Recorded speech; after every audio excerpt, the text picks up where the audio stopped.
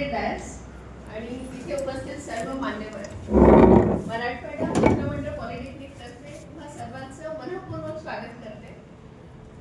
ही आपल्यासाठी एक मोठी भाग्याची गोष्ट आहे की या निमित्ताने पिंपरी चिंचवड, पुणे येथील खूप मोठ्या स्कूल्समधले म्हणजे प्राध्यापक वर्ग इथे उपस्थित राहतात आणि आम्हाला त्यांच्यासाठी काहीतरी करण्याची संधी मिळते. खरं तर बरेच वर्ष आम्ही स्कूल कनेक्ट हा कार्यक्रम राबवत असतो, ज्यामध्ये शाळेमध्ये आमचे टीचर्स येऊन विद्यार्थ्यांसाठी एक टॅलेंट प्रोग्राम घेतात, एक कॉम्पिटिशन घेतात आणि त्यानंतर त्यांना त्याचं बक्षीस समारंभ आणि सर्टिफिकेशन केलं जातं. या सगळ्या स्कूल कनेक्टचा आमचा हेतू हा विद्यार्थ्यांपर्यंत पोहोचणे हा महत्त्वाचा असतोच, पण त्याचबरोबर या कोलॅबोरेशन मधून म्हणजे स्कूल आणि कॉलेज याच्या कोलॅबोरेशन मधून आपण जास्तीत जास्त काय विद्यार्थ्यांसाठी चांगलं करू शकू हे महत्त्वाचं असतं. आता यामध्ये सर्वात प्रथम मी आमच्या कॉलेजची थोडक्यात माहिती सांगते. मराठवाडा मित्रमंडळ ट्रस्ट ह्याची स्थापना 1967 मध्ये झाली आणि ही स्थापना खरं म्हणजे मराठवाड्याकडनं येणारे जे विद्यार्थी असतात त्यांना पुण्यात राहण्याची फार मोठी अडचण असते. शिक्षण कसं घ्यावं यासाठी त्यांना पुरेसं फायनान्शियल सपोर्ट नसतो आणि असं असताना आपल्याकडनं काहीतरी करावं, काहीतरी त्यांना सपोर्ट मिळावा यासाठी डेक्कन जिमखाना इथे एक हॉस्टेल बनवलं गेलं आणि त्याची खूप मोठ्या संख्येने त्याचा उपयोग मराठवाड्यातील विद्यार्थ्यांनी घेतला. मग हे करत असताना शिक्षण क्षेत्रामध्ये हळूहळू मराठवाडा मित्रमंडळ स्थापित व्हायला लागलं आणि डेक्कन जिमखान्यालाच college of commerce, Marathwada Mitramandal college of commerce, Shankarrao Chavan law college, त्यानंतर आर्किटेक्चर कॉलेज असे विविध कॉलेजेस स्थापन करण्यात आले. त्याचबरोबर आता विस्तार होत होत गांधीनगर येथे college of engineering, Marathwada Mitramandal college of engineering, त्याचप्रमाणे IMERT MBAचं कॉलेज एस्टॅब्लिश करण्यात आलं. तिसरं कॅम्पस हे लोहगावला एस्टॅब्लिश झालं आणि लोहगावला सुद्धा मराठवाडा इन्स्टिट्यूट ऑफ इंजिनिअरिंग असं MMIT हे एस्टॅब्लिश झालं. त्याचबरोबर तिथे आता फिजिओथेरपी कॉलेज सुरू झालंय, नर्सिंग कॉलेज आता एस्टॅब्लिश होत आहे आणि चौथं कॅम्पस म्हणजे हे आपलं काळेवाडीचं कॅम्पस जिथे तुम्ही सर्व परिचित आहातच. त्यामध्ये सर्वात मोठा वाटा हा आमच्या शाळेचा MM school, Vilasrao Deshmukh school आणि त्याचबरोबर ज्युनियर कॉलेज सुद्धा. काळेवाडी कॅम्पसमध्ये डिप्लोमा इंजिनिअरिंग कॉलेज याचं एस्टॅब्लिशमेंट 2008 मध्ये झाली. त्याचं सुद्धा महत्त्वाचं कारण असं होतं की समजा शाळा शिकले म्हणजे काय झालं, मराठवाडा भागातनं आलेले बरेच लोक ह्या भागात एस्टॅब्लिश झाले, ह्या भागात राहू लागले आणि त्यांच्यासाठी काहीतरी करायचं असं जे मॅनेजमेंटचा सोल ऑब्जेक्टिव्ह होता, तर त्यामध्ये ही शाळा एस्टॅब्लिश करण्यात आली. आधी शाळा शिकल्यानंतर सुद्धा 10वी पर्यंत शिक्षण झाल्यानंतर पुढे काय हा एक मोठा प्रश्न असतोच आणि त्याच्यामध्ये सुद्धा आमचा सहभाग असावा यासाठी इंजिनिअरिंग हे 2008 मध्ये सुरुवात करण्यात आली. तर डिप्लोमा केल्यानंतर सगळ्यात महत्त्वाचं म्हणजे पुढे रोजगार उपलब्ध होतात. इथे जी इंडस्ट्रियल एरिया आहे, पिंपरी चिंचवड MIDC असेल, भोसरी MIDC, चाकण MIDC, या सगळ्या एरियामध्ये मोठ्या प्रमाणात डिप्लोमा इंजिनियर्सची आवश्यकता असते. त्यांना खूप मोठे एम्प्लॉयमेंट ऑपॉर्च्युनिटीज मिळू शकतात. तर हे नक्कीच गरजेचं आहे असं मॅनेजमेंटला वाटतं आणि ते इतकंच नव्हे तर कमीत कमी खर्चामध्ये हे कसं करता येईल यासाठी सुद्धा त्यांचा प्रयत्न होता, कारण फायनान्शियल असिस्टन्स हे सुद्धा आवश्यक होतंच. मग त्यामध्ये पुढे त्यांनी असं ठरवलं की MM स्कूलमध्ये ज्या विद्यार्थ्यांना 75% जास्त पडतात 10वीला, तर त्या विद्यार्थ्यांना इथे फ्री एज्युकेशन दिलं जाईल. डिप्लोमा इंजिनिअरिंगला फ्री ॲडमिशन्स मिळतील, त्यांना कुठलीही फीस चार्ज करण्यात येणार नाही. पण मग 65 to 75 ह्या दरम्यान असलेल्यांचं काय, तर त्यांचा सुद्धा विचार करून ज्या विद्यार्थ्यांना मराठवाडा मित्रमंडळाच्या शाळेमध्ये 65 to 75% मध्ये मिळतात त्यांना निम्मी फीस चार्ज करून डिप्लोमामध्ये प्रवेश म्हणजे देण्यात आला. आता हे सगळं असताना नंबर ऑफ स्टुडंट्स वाढत होते, कॉलेज मोठं होत होतं. हे सगळं असताना असं जाणवलं की अडचण ही फक्त MFची तर नाही आहे, बाकीच्या सुद्धा बऱ्याच शाळांमध्ये बरेच गरजू विद्यार्थी आहेत आणि ह्या विद्यार्थ्यांची सुद्धा आपण काहीतरी मदत केली पाहिजे.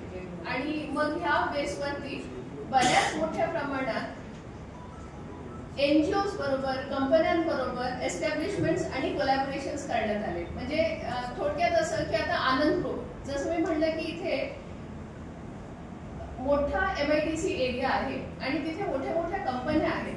तर ह्या कंपन्यांमध्ये जी CSR ऍक्टिव्हिटी चालते, तर त्या CSR ऍक्टिव्हिटी मधून आपण ह्या विद्यार्थ्यांसाठी काय करू शकतो म्हणून ह्या इंडस्ट्री बरोबर कोलॅबोरेशन्स करण्यात आले.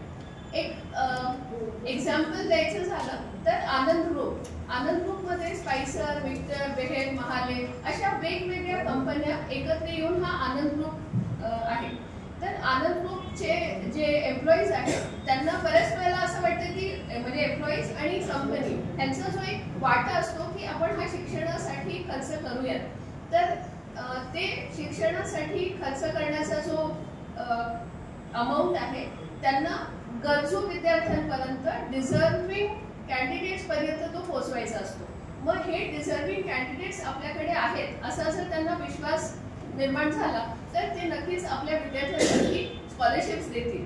असा विचार करून मग आनंद ग्रुप बरोबरच्या CSR फंडिंगमध्ये SNS फाउंडेशन हे जे त्यांचं म्हणजे CSR फंडिंग करणारे जे आहे तर त्याच्याबरोबर कोलॅबोरेशन झालं आणि त्याच्यामधून मग इथे ज्या काही मुली आहेत त्या मुलींसाठी आपल्याला फ्री एज्युकेशन देता येऊ शकलं. तसंच एस्केप स्कॉलरशिप झाली, पटेल स्कॉलरशिप झाली, आत्मजा फाउंडेशन झाले, असे बरेच फाउंडेशन्स आमच्याबरोबर एकत्र काम करायला लागले. तर यामध्ये बऱ्याच वेळेला होतं असं की आम्ही डिझर्विंग कॅन्डिडेट्स पर्यंत पोहोचतो आहोत का ह्याची आम्हाला खात्री नसते. 10वी मध्ये आणि शालेय शिक्षणामध्ये बऱ्याच वेळेला मराठी मीडियम किंवा गव्हर्नमेंटच्या स्कूल्समध्ये शिकणारे जे विद्यार्थी आहेत ते गरीब घरातले, साध्या घरातले असतात आणि त्यांना जर असं वाटलं की आपल्याला आता हायर एज्युकेशन टेक्निकलमध्ये घ्यायचं आहे, इंजिनिअरिंग करायचंय, तर त्यांना जास्तीत जास्त मदत कशी करता येईल. तर हे आपल्यासाठी एक चांगला अप्रोच असा होता की जर आम्ही शाळांमधल्या शिक्षकांना भेटलो, जर तिथल्या प्रिन्सिपल्स पर्यंत आम्ही पोहोचू शकलो तर ते प्रिन्सिपल्स आम्हाला सजेस्ट करू शकतील. त्यांना माहिती आहे की 10वी पर्यंत गरजू कोण आहे, कुठले विद्यार्थी असे आहेत की ज्यांना पुढच्या शिक्षणासाठी आर्थिक मदत आवश्यक आहे. तर अशा हेतूंनी आम्ही वेगवेगळ्या शाळांपर्यंत पोहोचत राहिलो आणि मग नक्कीच आम्हाला बऱ्याच प्रिन्सिपल्सकडनं, बऱ्याच टीचर्सकडनं असे कॅन्डिडेट्स, एलिजिबल कॅन्डिडेट्स मिळत राहिले आणि आम्ही हा वारसा पुढे नेऊ शकलो. आता बऱ्याच प्रमाणात गव्हर्नमेंटच्या स्कॉलरशिप सुद्धा अवेलेबल आहेत. आता एक मोठी मागच्या वर्षीपासून एक मोठा झालेला बदल म्हणजे मुलींना शिक्षण फ्री करण्यात आलं. म्हणजे त्याची जी पण फीस आहे ते गव्हर्नमेंट बेअर करणार आहे, गिव्हन सर्टन डॉक्युमेंट्स. आता यामध्ये सुद्धा आम्हाला खूप मोठी दरी जाणवते की बऱ्याच वेळेला ज्यांना खरंच गरज आहे त्या विद्यार्थ्यांकडे पाहिजे ते डॉक्युमेंट्स नसतात. म्हणजे ऍडमिशन जेव्हा घ्यायची असते तर ऍडमिशनच्या काळात साधारण 1 महिना ही प्रोसेस चालते आणि ही प्रोसेस चालत असताना त्यांना लागणारे कास्ट सर्टिफिकेट, त्यांना लागणारं नॉन क्रीमी लेअर NC म्हणजे नॉन क्रीमी लेअर सर्टिफिकेट जे आवश्यक असतात ऍडमिशन रजिस्ट्रेशनसाठी ते त्यांच्याकडे अवेलेबल नसतात. मग परत एकदा प्रश्न पडतो की परत तो गॅप भरून काढायला पाहिजे. मग शाळांमध्ये जर आपण जाऊन हे वेळीच पॅरेंट्सना कन्वे करू शकलो की ऍडमिशनच्या वेळेला ह्या डॉक्युमेंटची आवश्यकता असते, हे डॉक्युमेंट जर तुम्ही वेळेत काढले तर तुम्हाला पुढच्या ऍडमिशनची प्रोसेस सोपी होईल, तर जास्तीत जास्त विद्यार्थी ह्याचा फायदा घेऊ शकतील. कारण बऱ्याच वेळेला असं होतं की अगदी विद्यार्थ्याकडे बघून समजते की ह्या विद्यार्थ्याला आवश्यकता आहे, तो त्याला शिक्षण घ्यायचं आहे, त्याला रिझल्ट पण चांगले, मात्र गव्हर्नमेंट फॉर्म भरण्यासाठी फॉर्मचा स्कॉलरशिप म्हणजे ऍडमिशन घेण्यासाठीचा तो फॉर्म भरण्यासाठी आवश्यक कागदपत्र जे आवश्यक आहेत ते त्यांनी काढलेले नाही आहेत आणि मग फार काही आम्ही तिथे मदत करू शकत नाही म्हणजे गव्हर्नमेंट स्कॉलरशिपसाठी. तर ह्या सुद्धा गोष्टी जर वेळीच विद्यार्थ्यांपर्यंत पोहोचवायच्या असतील तर त्यामध्ये शिक्षकांची प्रिन्सिपल्सची खूप मोठी मदत आम्हाला होऊ शकते. म्हणजे यामध्ये करिअर गायडन्स, डॉक्युमेंट्स कुठले लागतात याबद्दलचा गायडन्स किंवा ऍडमिशन प्रोसेस कशी असते. कारण आता असं झालेलं आहे की बऱ्याच जे ऍडमिशन प्रोसेस आहे ही पूर्ण ऑनलाईन आहे. ऑनलाईन फॉर्म भरायला लागतात, ऑनलाईन पेमेंट्स करावे लागतात, त्याच्यामध्ये राऊंड 1 राऊंड 2 असं असतं. बऱ्याच पालकांना ह्या गोष्टीची व्यवस्थित माहिती नसते. तर ह्या सगळ्या प्रोसेसमध्ये विद्यार्थ्यांना जास्तीत जास्त सहाय्य कसं होऊ शकेल हा प्रयत्न शिक्षक, प्रिन्सिपल्स आणि आमचं कॉलेज मिळून नक्कीच करू शकेल आणि या आशेने आम्ही जास्तीत जास्त शाळांपर्यंत पोहोचण्याचा प्रयत्न करतो आहोत. मग हा झाला ऍडमिशन पर्यंतचा टप्पा. ह्याच्या पुढे नक्की काय काय बदल झालेले आहेत. आपण जेव्हा म्हणतोय की नॅशनल एज्युकेशन पॉलिसी आली, सब्जेक्ट इंटिग्रेशन व्हायला हवेत असं सरांच्या आता बोलण्यात आलं. तर हे करत असताना 10वी नंतर काय काय क्षेत्र अवेलेबल आहेत किंवा जेव्हा आपण म्हणतो की नॅशनल एज्युकेशन पॉलिसीमध्ये स्किल डेव्हलपमेंटला खूप महत्त्व दिलंय तर त्या स्किल डेव्हलपमेंट मध्ये काय काय पुढे आलेलं आहे ह्या ज्या गोष्टी आहेत ह्या सुद्धा वेळीच त्या विद्यार्थ्यांपर्यंत जायला हव्यात. ऍडमिशन घेताना जेव्हा पालक येतात तर त्या पालकांना मेकॅनिकल इंजिनिअरिंग मध्ये काय आहे, ऑटोमोबाईल मध्ये काय किंवा जर ऑटोमेशन रोबोटिक्स हे नवीनच क्षेत्र आलंय तर त्याच्यामध्ये नक्की काय असतं ह्याची सुद्धा पुरेशी माहिती नसते. आता जसं सर म्हणाले की विषय एकत्र येणं ह्याच्यामध्ये NEP ला महत्त्व दिलेलं आहे आणि असंच शाळेनंतर कॉलेजेसमध्ये सुद्धा ह्याच बेसवरती काम करण्यात आलेलं आहे. म्हणजे आता जसं आपण बघतो की इंडस्ट्रीमध्ये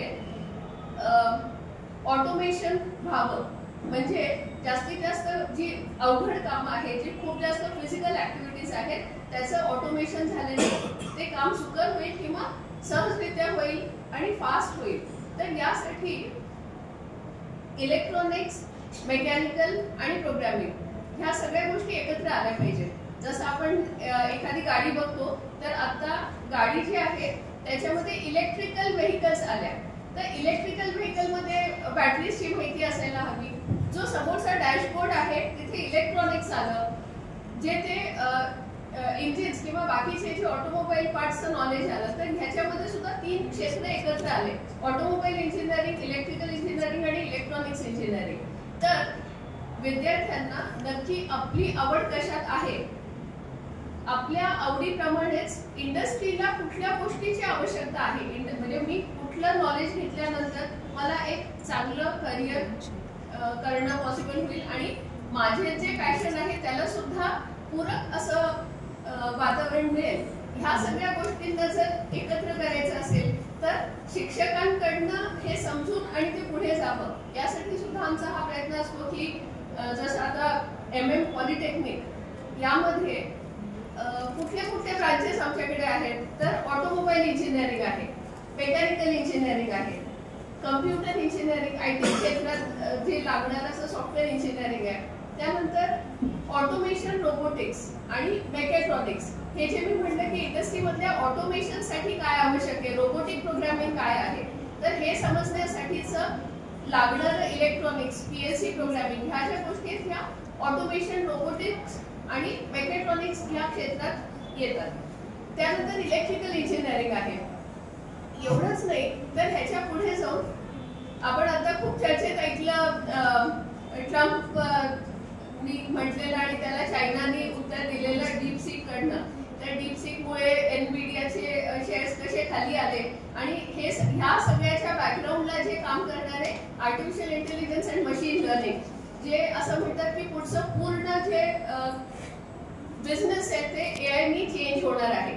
तर ह्यासाठी लागणारं क्षेत्र म्हणजे नवीन एक ब्रांच जी परत डिप्लोमा इंजिनिअरिंग मध्ये चालू झालेली आहे, artificial intelligence and machine learning. खरं तर आता हे जे काही झालं मागच्या काही दिवसांमध्ये खूप जास्त न्यूज मध्ये होतं तर आपल्या दृष्टीने पाहता खरं आपल्यासाठी ही चांगलीच गोष्ट आहे, कारण ज्या प्रकारे OpenAI आणि अमेरिकेने ह्या गोष्टींच्या खर्च केलेले होते या गोष्टीवरती, तर त्याच्या खूपच कमी खर्चामध्ये म्हणजे जे डीपसीक चायनाने जे इंट्रोड्यूस केलं त्या डीपसीक मध्ये तेवढंच इंटेलिजन्स, तेवढंच बिझनेस इंटेलिजन्स हे 3 ते 5% किमतीमध्ये फक्त डीपसीक करू शकतो. म्हणजे यामध्ये म्हणजे 100 रुपये जे आधी खर्च करणार होते त्याच्याऐवजी फक्त 5 रुपये खर्च करून तेवढंच एक्सपर्टाइज मिळणार आहे त्या डीपसीक. तर हे करण्यामध्ये चायना पुढे आलं किंवा चायनाने ह्याच्यावरती काम केलं.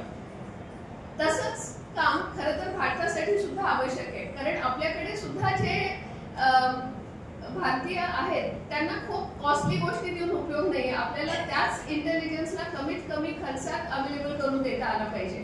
तर हे सगळं करण्याचं जे तंत्रज्ञान आहे ते artificial intelligence machine learning through शिकवलं जातं, ज्यामध्ये रिक्वायर्ड मॅथमॅटिक्स आहे, स्टॅटिस्टिक्स आहे, अल्गोरिथम्स आहेत, क्लस्टरिंग, क्लासिफिकेशन आणि मशीन लर्निंगचे वेगवेगळे अल्गोरिथम्स त्यामध्ये ते शिकवले जातात.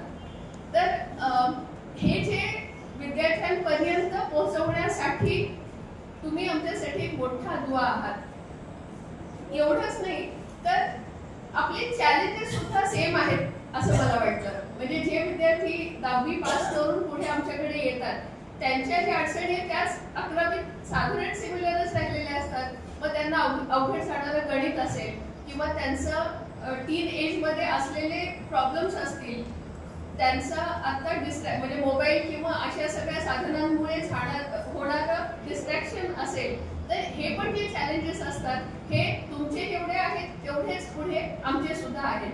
तर हे सगळे डिस्ट्रॅक्शन्स किंवा हे सगळे चॅलेंजेस कमी करण्यासाठी सुद्धा आपण काही कोलॅबोरेशन्स करू शकतो का? हा एक ओपन प्लॅटफॉर्म आहे, कारण म्हणजे nobody can do everything but everybody can do something. प्रत्येकाचं आपलं आपलं एक्सपर्टाइज आहे. काही जण प्रोग्रामिंग मध्ये एक्सपर्ट असतील, काही जण संत साहित्यात एक्सपर्ट असतील, काही जण स्किल डेव्हलपमेंट मध्ये एक्सपर्ट्स असतील, आणि प्रत्येकाने जर आपापला खारीचा वाटा समर्थपणे उचलला तर नक्कीच ह्याचा येणाऱ्या पिढीला चांगला उपयोग होऊ शकेल. आणि म्हणून हा जो प्लॅटफॉर्म आहे हा म्हणजे खरंच आम्ही आमचं भाग्य समजतो की इतके प्रिन्सिपल्स, इतके टीचर्स इथे वेळात वेळ काढून येतात. आणि हे करत असताना आपण स्टुडंटसाठी बेस्ट काय करू शकू, आपल्याला असलेले चॅलेंजेस कसे कमी करू शकू, आणि तुम्ही जे काही उपक्रम शाळेत राबवत असाल, तुम्ही ज्या काही ऍक्टिव्हिटीज प्लॅन करत असाल त्याच्यामध्ये आपण कसं कोलॅबोरेट करू शकू हे सुद्धा आज इथे डिस्कस व्हावं. आणि त्यासाठी आपण आलेला आहात याचं मनपूर्वक धन्यवाद तुम्हा सर्वांचा. आणि एवढं बोलून मी माझे 2 शब्द संपवते. थँक्यू.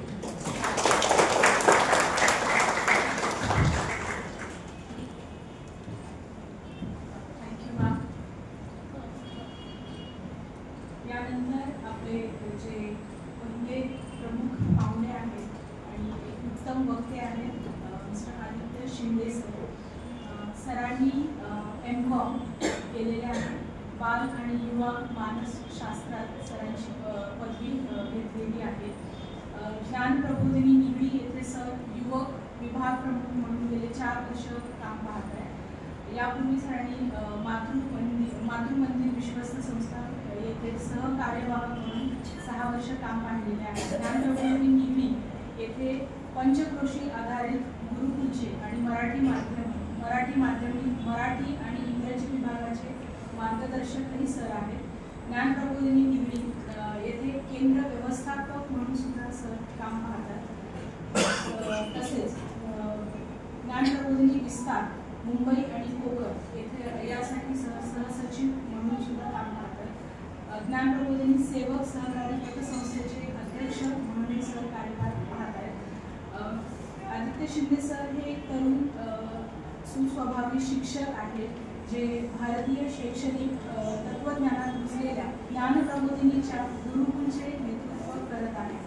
गुरु शिष्य नाते दृढ करून शिक्षणाला उद्देशपूर्ण बनवण्याचे काम सरांनी केले आहे. सरांनी शहरी आणि ग्रामीण विद्यार्थ्यांच्या जीवनात आमूलाग्र बदल घडवून आणले आहेत. नुकतेच त्यांच्या नेतृत्वाखाली गुरुकुलच्या विद्यार्थ्यांनी पुणे ते कन्याकुमारी 1000 मैल सायकल मोहीम किंवा आपण त्याला सायकल सहल असंही म्हणू शकतो ती पूर्ण केलेली आहे. प्रेरित मन कसे अशक्य ते साध्य करण्यासाठी आपल्या क्षमतेचा उपयोग करू शकते हे यातून त्यांनी दाखवून दिलेले आहे. सर एक उत्तम वक्ता आणि आपण कधीही त्यांच्याकडे गेलो तर आपल्या हसतमुखाने स्वागत करणारे व्यक्तिमत्व आहे. मी सरांना नम्र विनंती करते की त्यांनी आम्हाला मार्गदर्शन करावे.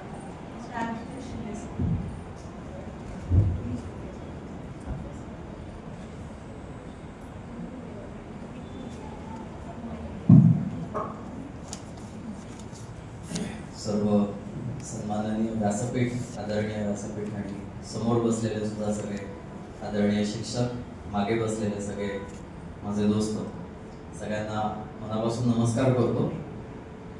आणि इथून बोलायला उभं राहणार तेवढ्यात माझ्या लक्षात आलं की माझ्या शेजारी जी व्यक्ती बसली आहे 2 विषयात विद्यावाचस्पती आहे. त्यांच्या नावात सुद्धा संतपण आहे आणि आडनावात सुद्धा संतपण आहे. अशा व्यक्तीसोबत आपण बसणं ही फार मोठी गोष्ट आहे असं मला वाटतं. अशा ठिकाणी महाविद्यालयाने मला बोलवलं त्याबद्दल ताईंचे आणि महाविद्यालयाच्या सगळ्या प्राध्यापकांचे मनपूर्वक आभार मानतो. विद्या, ज्ञान आणि सेवा असे 3 शब्द ज्या सगळ्यांच्या नावात आहेत त्याच 3 शब्दांबद्दल खरं तर मला बोलायला सांगितलेलं आहे. स्वामी विवेकानंद यांचे शिक्षण विषयक विचार असे काही मी आपल्या सगळ्यांच्या समोर ठेवणार आहे. खरं तर आता ताई बोलत असताना माझ्या लक्षात आलं की ब्रिज बांधणं, पूल बांधणं वेगवेगळ्या समाज गटांमधलं असं महत्वाचं काम हे आपण सगळ्यांनी केलं पाहिजे असं ताईंच्या बोलण्यामध्ये आलं. आपल्या सगळ्या शाळांमध्ये शिकणाऱ्या विद्यार्थ्यांना चांगलं शिक्षण मिळावं याच्यासाठी हे महाविद्यालय मोठे प्रयत्न करत आहे आणि त्यासाठी आपण सगळ्यांनी जरूर आपलं योगदान दिलं पाहिजे असं वाटतं.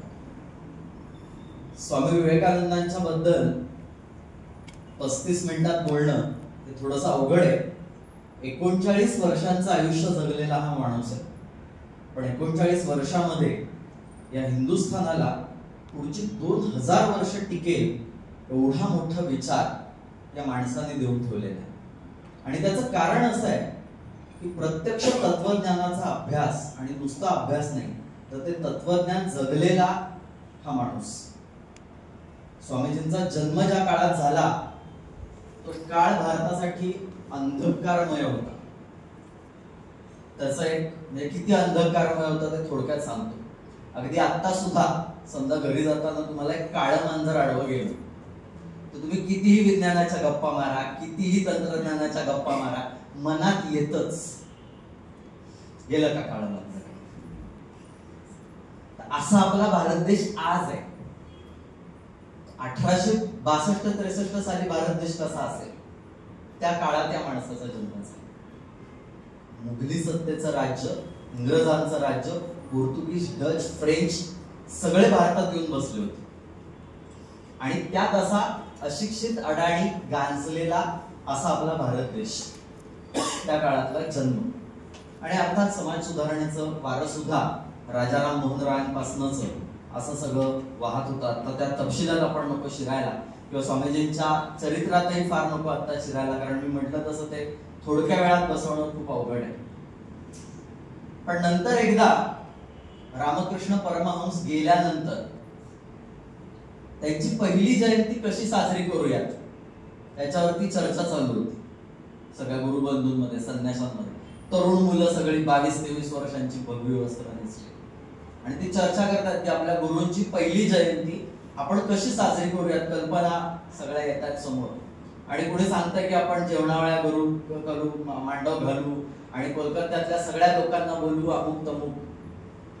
स्वामीजी शांतपणे सगळ्या संन्याशांना असं सांगतायत तर त्यांच्या मीटिंग मध्ये म्हणू होता आपण गुरुबंधूंच्या मीटिंग मध्ये स्वामीजी सांगतायत कसा साजरा करायचा हा रामकृष्णांचा पहिला जन्मदिवस, जयंती कशी साजरी करूया. ते म्हणले उद्या भल्या पहाटे सगळ्या गुरुबंधूंनी उठा कोलकात्याच्या रस्त्या रस्त्यावर फिरा आणि अर्धनग्न दिसणारी मुलं कडेवर उचलून घेऊन या आपल्या मठामध्ये. तो काळ हा संन्याशानं सामान्य माणसाला न शिवण्याचा काळ होता. हात सुद्धा लावायचा नाही असा काळ होता. त्या काळात स्वामीजी काय सांगतात सगळ्या गुरुबंधूंना, उठा आणि रस्त्यावर दिसणाऱ्या सगळ्या अर्धनग्न पोरांना उचलून घेऊन या, त्यांना आपण आपल्या हातानं स्वयंपाक करून जेवायला घालू आणि हाच रामकृष्णांचा पहिला जन्मदिवस असाच साजरा करू आपण. ह्याच्याहून काय आणखी वेगळं पाहिजे. स्वामीजींनी त्यामुळं काय सांगितलं त्यांच्या सगळ्या चरित्रातनं, विचारांमधनं, भाषणांमधनं, या भारत देशाला काय सांगितलं त्यांनी, पुन्हा पुन्हा पुन्हा पुन्हा काय सांगितलं की बाबांनो, जो देव आपण मूर्तीमध्ये बघतोय ना, तो देव नारायणाच्या रूपामध्ये दारिद्र्यात सुद्धा आहे आणि म्हणून दरिद्री नारायणाची सेवा करा असा पहिला महत्वाचा संदेश हा स्वामी विवेकानंदांनी आपल्या सगळ्यांसाठी दिला. आमच्या शाळेमध्ये ज्या वेळेला 25% आरक्षणानुसार प्रवेश होणारी बातमी आली तेव्हा आमच्या सकट अनेकांना असं वाटलं, अरेच्छा आता काय होणार आपण. आणि दुसऱ्या क्षणी विचार आला की अरे 25% दरिद्री नारायण आयते चालत येतात आपल्याकडे, सेवेची संधी आहे, आपण त्यांची सेवा करूयात. त्यामुळे सरकारी योजना सुद्धा वेगळ्या दृष्टिकोनातनं, वेगळ्या चष्म्यातनं जर आपण पाहायला शिकलो तर हे अनेक विचार, त्या विचारांना आपण चांगले रंग लावू शकतो. अशी सेवा करण्याची प्रेरणा ही स्वामीजींच्या चरित्रातनं मिळते. पण सेवा कशी करायची, पुन्हा त्याचा एक छोटासा प्रसंग जो मला फार आवडतो. म्हणजे खरं स्वामी विवेकानंदांचं अख्खं चरित्र नाही लक्षात घेतलं, एक प्रसंग लक्षात ठेवला तरी चालेल. असा एक प्रसंग, त्यांचे जे गुरु रामकृष्ण परमहंस त्यांना भावसमाधी लागायची. भावसमाधी म्हणजे काय, तर एखाद्या विषयात इतकं तल्लीन होऊन जायचं की परिस्थितीचं भान हरपून त्या विषयात बोलत राहायचं. असं तल्लीन होण्याचा एक टोक त्याला भावसमाधी असं म्हणूया आपण. म्हणजे मी सोप्या भाषेत सांगतो, त्याचा आध्यात्मिक अर्थ वेगळा आहे, मला कल्पना आहे, पण आपल्याला सगळ्यांना समजावं म्हणून. एकदा चैतन्य महाप्रभूंची शिकवण रामकृष्ण परमहंस त्यांच्या सगळ्या गुरुबंधूंना सांगत होते. चैतन्य महाप्रभूंनी काय सांगितलं की सगळ्यांवर प्रेम करा, आणि सगळ्यांवर प्रेम करायचा अर्थ ते सांगत होते. आणि सांगता सांगता ते असं म्हणले की सगळ्या प्राणी मात्रांवरती दया दाखवा. दया हा शब्द उच्चारताच ते एकदम त्या भावसमाधीत गेले आणि नरेंद्रकडे बघून, म्हणजे स्वामी विवेकानंदांकडे बघून ते असं म्हणाले, दया, तू दया दाखवणार? अरे मातीत वळवळणाऱ्या किड्यासारखा तू काय दया दाखवणार? थोडा पॉज घेतो, तर मी याचं एक्सप्लेनेशन देतो. मातीत वळवळणाऱ्या किड्यासारखा तू म्हणजे काय. तर आज आपण या कॉलेजमध्ये बसलो. हे कॉलेज पुणे जिल्ह्यात येतं, महाराष्ट्र राज्यात येतं, भारत देशात येतं आणि पृथ्वीवरती येतं. आणि ही पृथ्वी एका आकाशगंगेचा भाग आहे आणि ही आकाशगंगा अशा अनंत आकाशगंगा आहेत. आणि त्यातले एक जीव म्हणजे तुम्ही आम्ही सगळेजण. पण आपल्याला अहंभाव कसा असतो, जो एक छोटं उदाहरण देतो. परीक्षेत मी नाही का तुला खोडरबर दिलं होतं 10वीच्या परीक्षेत, म्हणून पास झालाच का तू. इतकं आपल्याला त्या खोडरबर दिल्याचा अभिमान असतो की माझ्यामुळे पास झाला का, तर मी तुला खोडरबर दिलं तेव्हा. आयत्या वेळी तू विसरला होतास पण मी दिलं तुला. रामकृष्ण परमहंस काय सांगतात, अरे मातीत वळवळणाऱ्या किड्यासारखा तू दया दाखवणार? दया नाही दाखवायची, मग काय करायचं? सेवा करायची. शिवभावे जीवसेवा स्वामीजींनी दिलेला दुसरा महत्वाचा मला लक्षात आलेला मेसेज, संदेश काय, तो शिवभावे जीवसेवा करायची. म्हणजे काय करायचं, तर मनात भाव पाहिजे की जणू काय मी परमेश्वराची सेवा करतो. मी दयाने दाखवते कोणाला. दया दाखवणं म्हणजे मी कोणीतरी सर्वश्रेष्ठ आहे. रक्तदान केलं की लगेच स्टेटस अपडेट करायचं, बघा मी रक्त दाखवायचं नाही कुणाला. देऊन गुपचूप मोकळं व्हायचं, ते खरं दान, मग ते अंगी लागतं. तर तसं ते म्हणतात सेवा करायची, भाव सेवेचा पाहिजे. आणि कुणाची सेवा करतोय, जणू काही परमेश्वराची सेवा करतोय. त्यामुळे असे जे कोणी गोरगरीब आणि अशिक्षित दिसत आहेत त्यांची सेवा करणं. आर्त रूप तू, रुग्ण रूप तू, अशा सगळ्यांची सेवा करणं म्हणजे खरं तर देशाचं काम करणं, धर्माचं काम करणं, असं स्वामी विवेकानंदांनी सांगितलं. आणि म्हणून स्वामीजींचं शिक्षण विचार काय आहे या सगळ्यातला, अशी जर सेवा करायची असेल तर माणसं येडी गबाळी असून चालणार नाहीत, शिकली पाहिजेत, अध्यात्मही शिकली पाहिजेत आणि तंत्रज्ञानही शिकली पाहिजेत, विज्ञानही शिकली पाहिजे. आणि नुसतं असं शिकून चालणार नाही. तर स्वामीजींनी मग सांगितलं सगळ्या तरुणांना की बलोपासना करा. सुदैवानं सरांनी बलोपासना सुद्धा केलेली. तर बलोपासनेचं महत्व स्वामीजींनी सांगितलंय. म्हटले मन वज्र हवे मनगट ते पोलाद. आमची पिढी कशी घडली पाहिजे, मन वज्र हवे मनगट ते पोलाद, अशी पिढी घडली पाहिजे. स्वामीजी जर आज असते तर नक्की त्यांनी 6 पॅक्स दाखवले असते, 100%. ते स्पर्धा लावायची त्यांच्या मित्रांबरोबर. कोलकात्यातल्या त्यांच्या घरी मी गेलो, अशी छान गल्ली आहे ती कोलकात्यातली. ते हाक मारायचे भल्या पहाटे सगळ्या मित्रांना आणि स्पर्धा लावायचे, आज कोण किती जोर काढतोय चला बघूया. सर्व प्रकारचे खेळ खेळायचे. आपल्या सौरव गांगुलीच्या आधी क्रिकेट शिकलेला बंगाल मधला पहिला माणूस म्हणजे नरेंद्र आहे, स्वामी विवेकानंद. इंग्रजांकडे आयटीत गेले आणि म्हणाले की मित्र माझे, ग्राउंड तुमचं, बॉल तुमचं आणि ट्रेनिंग तुमचं, आम्हाला क्रिकेट शिकवा. नंतर एकदा एका भाषणात स्वामीजींनी सांगितलंय की ज्याचा फुटबॉल एका लाथेत जितका जास्त उंच उडेल त्याला भगवद्गीता जास्त चांगली समजेल. त्यामुळे आधी बलोपासना पाहिजे. आणि मग ते काय म्हणतात, मग म्हणतात की पोटातली भूक भागली पाहिजे. लोकांच्या पोटातली भूक भागवण्याची ताकद आपल्या देशात आली पाहिजे. असं केव्हा सांगतायत, जेव्हा आपल्यावरती राज्य करणारे लोक आहेत त्या काळात त्या देशाला ते सांगतात की उठा, जागे व्हा, अरे शक्ती आहे तुमच्यात.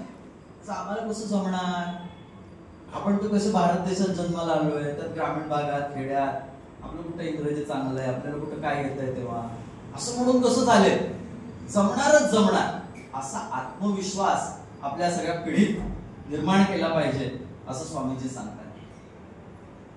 आणि कुठून आलं हे सगळं, कुठून कळलं त्यांना हे सगळं ज्ञान. अर्थात त्या काळात ते प्रचंड शिकले होतेच. वडील बॅरिस्टर होते, त्यामुळे वडिलांकडून खूप शिकलेले होते. संगीत शिकलेले होते, उत्तम संगीत शिकलेले होते. स्वामीजींना ध्रुपद ख्याल गायकी येत होती, अत्यंत सुंदर गायचे, उत्तम तबला वाजवायचे, उत्तम पेटी वाजवायचे, उत्तम पखवाज वाजवायचे. रायपूरला वडिलांबरोबर गेले होते, महिनाभराचा कालावधी होता, म्हणले चला बुद्धिबळ शिकू, म्हणून बुद्धिबळ शिकले. उत्तम स्वयंपाक करायचे. असं सर्व गुण संपन्न असलेलं ते व्यक्तिमत्व आहे. आपण सगळ्यांनी जरूर ते वाचलं पाहिजे असं मला वाटतं. पण या सगळ्याला एक महत्वाची जोड त्यांच्या व्यक्तिमत्वाला होती आणि आज शिक्षणात त्याची फार महत्वाची गरज मला जाणवते. आणि ती गरज काय, अनुभव शिक्षण. स्वामीजींचा सगळा दिनक्रम जर बघितला रामकृष्ण गेल्यानंतरचा, तो भल्या पहाटे सुरू व्हायचा आणि रात्री संपायचा. त्यात अध्यात्माचा अभ्यास होता, विज्ञानाचा अभ्यास होता. देकार्त, ह्यूम, फिक्टे, स्पिनोझा या सगळ्या त्या काळच्या तत्ववेत्यांचा अभ्यास, स्पेन्सरचा अभ्यास त्यांनी केला. बीए फर्स्ट इयरला असताना त्या स्पेन्सरला पत्र लिहितोय नरेंद्र, फर्स्ट इयरचा मुलगा स्पेन्सरला, युरोप मधल्या तत्ववेत्याला पत्र लिहितोय की तुझं तत्वज्ञानावरची, फिलॉसॉफीवरची पुस्तकं वाचली, त्याच्यातल्या ह्या 4 डाऊट्स मला वाटतात आणि फिलॉसॉफीत ही 4 गोष्टींची भर घालायला पाहिजे असं मला वाटतंय. असं पत्र पाठवलंय स्पेन्सरला. आणि स्पेन्सरचं उत्तर आलंय, सर आपण कोणत्या कॉलेजमध्ये प्राध्यापक किंवा प्रिन्सिपल आहात सांगा, मला आपल्याला भेटायला आवडेल. आणि नरेंद्र कळवतोय ना, मी फर्स्ट इयर बीए ला शिकतोय. प्रचंड वाचन होतं, वाचनाची गती प्रचंड होती, इतकी प्रचंड होती की दिवसाला 200, 400 पानं वाचून व्हायची. इंग्लंडमध्ये असताना एका लायब्ररी मधलं रोज एक पुस्तक बदलायचं. त्यांचा जो एक तिथला झालेला शिष्य होता, तो एका लायब्ररीतनं पुस्तक आणून द्यायचा. तर एकदा तो शिष्य आला पुस्तक घेऊन आणि स्वामीजींना म्हणला, स्वामीजी ते लायब्ररीचे ग्रंथपाल जे ते जरा चेष्टा करतायत तुमची. भारतातनं आलेला संन्यासी, तर थोडी इंग्रजी वाचता येत असेल, रोज 200 पानं वाचतो का कोणी, फसवतो तू तुम्हाला. स्वामी म्हणले आज मी जातो पुस्तक बदलायला. मग ते 200 पानांचं पुस्तक घेऊन स्वामीजी त्याच्याकडे गेले. काल आणलेलं पुस्तक त्या ग्रंथपालासमोर ठेवला आणि म्हणले विचार काय. तो ग्रंथपालाने एक पहिले 2-3 प्रश्न विचारले, स्वामीजींनी उत्तर दिली. ग्रंथपाल म्हणले तर आता मधल्या पानातला प्रश्न विचार. स्वामीजींचं त्याच्यावरचं उत्तर होतं पान नंबर 123 वरून दुसरा पॅरेग्राफ, त्याच्यात असं म्हटले. लोकांना वाटलं हा बंगाली बाबा बहुतेक ब्लॅक मॅजिक करतोय, काहीतरी गडबड आहे असं देवाने बहुतेक याला स्पर्श केलेला दिसतो आणि त्याच्यातनं तो चार्ज झालेला दिसतो. स्वामीजी म्हणतात असलं काही नाहीये, चार्ज काय झालं नाही. रीडिंग स्किल्सचे टेक्निक्स आहेत ते शिका. एका नजरेत काही माणसं 1 शब्द वाचतात, काही माणसं 2 शब्द वाचू शकतात, सरावानं 3 शब्द वाचता येतात, सरावानं 1 वाक्य वाचता येतं. नजरेत एक नजर टाकली की 1 वाक्य वाचता येतं. मी असा इतका सराव केला की एका नजरेत मी 4 वाक्य वाचतो आणि आकलनासह वाचतो. हे प्रॅक्टिसने जमतं असं स्वामीजी सांगतात. पण मला सांगायला आनंद वाटतो की स्वामीजींच्या या प्रसंगाने, मी खोटं नाही सांगत आहे, आमच्याकडे ज्ञानप्रबोधिनीमध्ये याच्यावरती संशोधन झालंय. रीडिंग स्किल्स वरची टेक्निक्स विकसित झालेली आहेत भारतामध्ये, पुण्यामध्ये. तर हे सगळं जे तंत्रज्ञान आहे अभ्यासातलं सुद्धा ज्ञान ग्रहण करण्यात आपल्याला असं वाटतं की सगळ्यात चमत्कारच असेल. रामकृष्ण परमहंस प्रचंड आजारी होते, बोलता येत नव्हतं, भयंकर आजारी होते. आणि हा नरेंद्र एकदम विज्ञाननिष्ठ माणूस होता. तर एकदा एका शिष्याच्या अंगात आला आणि ती देवी काली माता काय काय मागायला लागली अंगात आली. स्वामीजी म्हणले जाऊ द्या, ते काय ते बघा म्हणले. ते काय गेले नाही तिकडे. 2-4 दिवसांनी परत त्या शिष्याच्या अंगात आले, परत आलाय. 3-4 वेळा झाल्यानंतर स्वामीजी गेले. अंगात येत होतो, घुमत होता तो शिष्य, असा गोल गोल गोल गोल घुमत होता. स्वामीजी गेले, त्याच्या पकोटीला धरलं, एक जोरदार लागावली, उद्यापासून माझ्यासोबत व्यायामाला यायचा, अजिबात देवी काय अंगात नाही आली पाहिजे. आणि स्वामीजी सांगताय की रामकृष्णांना घशाचा कॅन्सर झालाय, आज त्याच्यावरचं काही उत्तर नाहीये, त्यांची सेवा करणं हेच उत्तर आहे. मी एक टाइम टेबल आपण देतो, त्याप्रमाणे औषधं द्यायची, त्याप्रमाणे त्यांचं सगळं आपल्याला सेवा करायची. असा अत्यंत विज्ञाननिष्ठ माणूस होता, ज्याचा भगवद्गीतेवरचा, उपनिषदांवरचा, वेदांवरचा प्रचंड अभ्यास होता. आणि हा सगळा अभ्यास व्यवहार्य करण्यासाठी, अनुभव शिक्षण घेण्यासाठी रामकृष्ण गेल्यानंतर स्वामीजींनी भारताची परिक्रमा केली.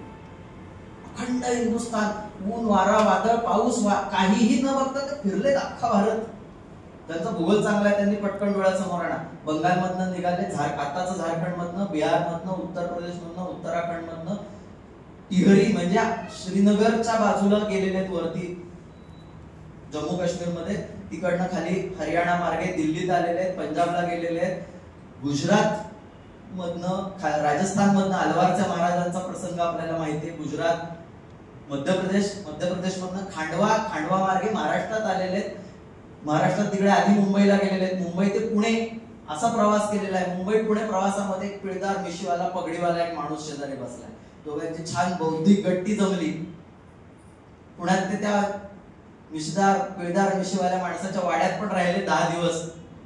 त्या माणसाने नंतर लिहून ठेवलंय, या स्वामीजीचा या भारताला आता काही उपयोग नाही, नंतर उपयोग आहे.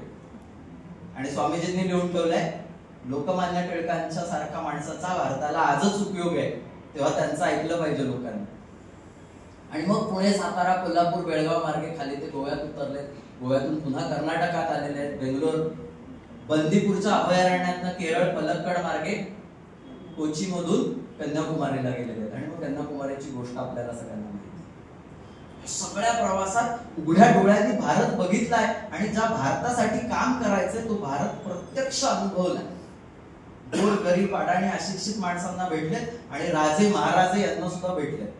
एक राजस्थानचा एक राजा होता, त्यांनी बघितला हा तरुण तडफदार संन्यासी, दिसायला एकदम योग्यासारखा आणि इंग्रजीवरती जबरदस्त प्रभुत्व, काय भाषण करतोय, काय बोलतोय, वा. त्या काळातली महाराजांची पद्धत म्हणजे स्वामीजी मागा काय हवं ते, जनरली मागायची काय पद्धत, माझ्यासाठी मठ बांधून द्या, 100 ब्राह्मणांना जेवायला घाला, मागायची पद्धत असते. स्वामीजी म्हणतात, राजे तुम्हाला जर माझ्यासाठी काही करायचं असेल तर तुमच्या राजवाड्याच्या गच्चीवर एक दुर्बीण बसवा आणि तुमच्या राज्यातल्या लोकांना खगोलशास्त्र शिकवा आणि एखादी केमिस्ट्रीची लॅब उभी करा तुमच्या राज्यात आणि लोकांना केमिस्ट्री शिकवा. असा आधुनिक स्वामीजी होता तो. आणि मग अमेरिकेचं निमंत्रण, आणि अमेरिकेला गेलेत कसे, चीन जपान मार्गे अमेरिकेला गेलेत आणि येताना युरोप मार्गे आलेले आहेत, पृथ्वीला एक प्रदक्षिणा सुद्धा घातली. हे सगळं 39 वर्षाच्या आयुष्यात केलं बरं का. आणि म्हणून ते चरित्र वाचलं पाहिजे, अभ्यासलं पाहिजे. शेवटी एक मुद्दा मी स्टॉपवॉच लावलाय त्यामुळे मी एकदम शेवटाकडे येतो. सगळा पृथ्वीला प्रदक्षिणा मारल्यानंतर, युरोपमध्ये जाऊन आल्यानंतर, अमेरिकेमध्ये जाऊन आल्यानंतर, ती अचाट भौतिक संपत्ती पाहिल्यानंतर स्वामीजींच्या लक्षात आलं आपल्या देशात काय कमी आहे, कशाची कमी आहे. त्यांना योद्धा संन्यासी म्हटल्याचं तुम्ही कधीतरी कुठेतरी ऐकलं असेल. एक पण लढाई नाही केली होती. योद्धा कशाबद्दल? त्याचं उत्तर आता आहे. योद्धा अशाबद्दल की हा सगळा भारत भ्रमण जगप्रवास केल्यानंतर स्वामीजी भारतात येतात आणि न भूतो न भविष्यती अशी गोष्ट करतात, ते म्हणजे ते संन्याशांची संघटना उभी करतात. तोपर्यंत आमचं अध्यात्म हे निवृत्तीपर अध्यात्म होतं, मोक्ष प्राप्ती. आणि भुकेल्या श्वानास्तव ही मोक्षाची हेळना करणारा हा नरेंद्र काय सांगतोय की या देशातला कुत्रा सुद्धा जोपर्यंत उपाशी तोपर्यंत मला मोक्ष नको. संत ज्ञानेश्वर माऊलींनी सुद्धा हेच नाही का सांगितलं, दुरितांचे तिमिर जावो. आणि त्यासाठी काय व्हायला पाहिजे तर सगळ्या जगाला स्वधर्म कळला पाहिजे. स्वामीजी तेच सांगतात, सगळ्या जगाला स्वधर्म कळला पाहिजे. आणि म्हणून सगळ्या संन्याशांनी एकत्र येऊन संघटना बांधली पाहिजे. आणि नुसतं संन्याशांनी नाही, गृहस्थी माणसांनी सुद्धा येऊन संघटना बांधली पाहिजे. 2 गोष्टी स्वामीजींनी सांगितल्या सगळ्या संन्याशांना. पहिली गोष्ट सांगितली, आत्मने मोक्षार्थम, आत्म्याच्या मोक्षासाठी प्रयत्न करायचेच, काम करायचंच, त्याच्यात काही शंकाच नाही. जगद्हितायच, जगाच्या उद्धारासाठी सुद्धा काम करायचं. आणि म्हणून बेलूर मठासाठी उभा राहिलेला लाखो रुपयांचा त्या काळातला निधी बिहारच्या पूरग्रस्त भागात देऊन टाकला. अख्खा निधी, सगळे जमलेले पैसे, ते सगळे गुरुबंधू हवालदिल झाल्यावर तुम्ही तिकडं परदेशात एवढी देणगी आणली, लोकांकडे आम्ही पदर बसून एवढे पैसा कमवला, आणि तुम्ही काय करताय, बेलूर मठ बांधायचं सोडून देऊन टाकताय पूरग्रस्तांना. आणि नुसतं देत नाहीये, ते संन्याशांना सांगतायत चला तिकडे प्रेत उपसायला पुरात अडकलेली. तीच खरी सेवा. हे राहू दे, मठ बीट नंतर बांधू म्हणले. आज मठ फार सुंदर बांधलेला आहे, जरूर जाऊन बघण्यासारखा आहे. दुरितांचे तिमिर जावो असा महत्वाचं संदेश ज्ञानदेव माऊलींनी दिला. आणि त्याचं प्रात्यक्षिक स्वामी विवेकानंदांनी घडवून आणलं. आज आपण आपल्या मुलांना हेच शिकवायला हवं की उघड्या डोळ्यांनी बघ, हे जे AI, machine learning, design thinking, हे जे सगळे अत्याधुनिक विषय आहेत ते पाश्चात्यांकडनं जरूर शिकूयात, पण ते का शिकूयात हे आपल्याला जगाला शिकवावं लागेल. कसं ते त्यांच्याकडून शिकू, पण कशासाठी ते आपण शिकवू सगळ्या जगाला. असं भारत विश्वगुरु करण्याचं कार्य अजून राहिलं. हे जे काम राहिलेलं आहे ते आपल्याला, तुम्हाला, आम्हाला पूर्ण करायचं. आपल्या भारत देशावरती एक जोक केला जातो, मी अनेकदा सांगतो तो जोक. बाहेरची माणसं आपल्याला काय म्हणतात माहितीये, तुम्ही 4 माणसं एका दिशेने एकदाच जाता आयुष्यात. कधी सांगा, 5वा आडवा खांद्यावर असेल तेव्हा. कुणाला पोचवायचं असलं की आपण एका दिशेने जाऊ शकतो, असं जोक करतात बघा आपण. नाही तर तुम्ही काय एका दिशेने जाणारी माणसं नाही. तुम्ही एक ठिणगी पुरते आपल्याला भांडायला, धर्माधर्मात, जाती जातीत, शेजाऱ्या पाजाऱ्यात, सगळीकडे आपण भांडू. स्टाफ रूम मध्ये, शेजारच्या वर्गाशी, सगळीकडे भांडू शकतो.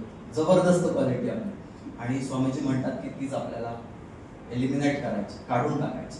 संघटना हे सूत्र बनावे, एकत्र आलो पाहिजे, नेतृत्व करायला शिकलो पाहिजे. सत्तेसाठी नव्हे, नेतृत्व करायचं म्हणजे सगळ्यांच्या हितासाठी. कॉलेजचं जे ब्रीदवाक्य आहे, बहुतांचे हित, त्यासाठी नेतृत्व करायचं. आपापल्या शाळांमध्ये नेतृत्व करणारे आपण सगळेजण संघटनेचं सूत्र नक्की जपत असाल असं मला विश्वास वाटतो. भारताला विश्वगुरु करणारी पिढी आपण सगळेजण घडवत आहोत. त्यासाठी तुम्हा सगळ्यांना मी वंदन करतो. आणि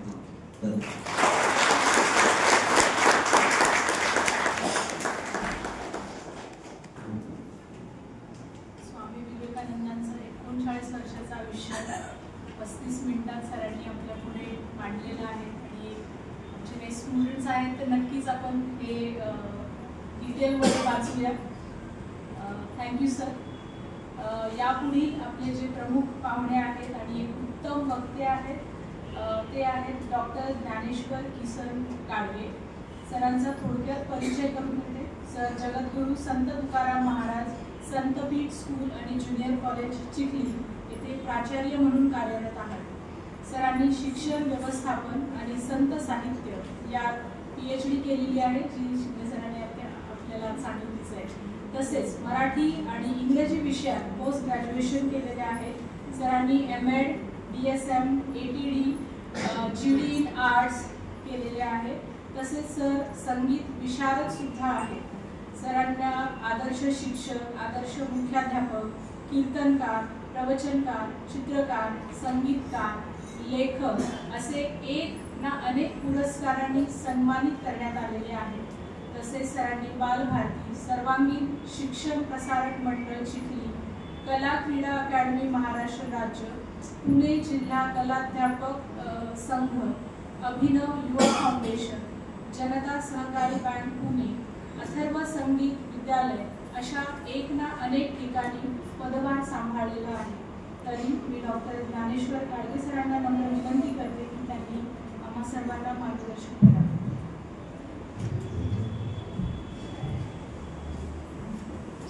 मंगलम भगवान विष्णु, मंगलम गरुड़ध्वज, मंगलम पुंडरीकाक्ष, मंगलाय तनोहरि. Respected dignitaries on dais, prominently my colleagues, Mr. Sivaji Shinde is the president of Pune District Headmaster Association. Then Mr. Parwal sir, the president of Pimpri-Chinchwad Headmaster Association, as well as our respected guide Sadhna Datirman. Then my respected colleagues Aditya ji Shinde sir, who is the chief of Gurukul Gyan Prabodhini. Then the principal of this unit, respected Geeta Joshi ma'am. In front of me, my colleagues, respected principals, as well as dear students. And last but not least, who invited here and give an opportunity to me to discuss with you, Mr. Jadhav sir, professor of this unit. खरं सांगायचं तर माझी वेळ संपली. आदरणीय आदित्य शिंदे सरांनी त्यांच्या व्याख्यानाला सुरुवात केली. ती वेळ आणि व्याख्यान संपल्याची वेळ आणि जे सर्व विवेकानंदांच्या माध्यमातून सरांनी स्पर्श केलेले सर्व मुद्दे,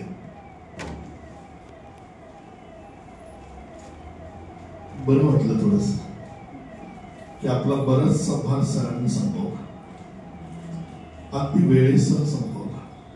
कारण जे नियोजन वेळेचं मला दिलेलं होतं त्यामध्ये 12:15 माझं बोलणं सुरू होणार होतं आणि 12:50 माझं बोलणं संपणार होतं आणि 12:50 ते 1 वाजेपर्यंत आपली चर्चा होती.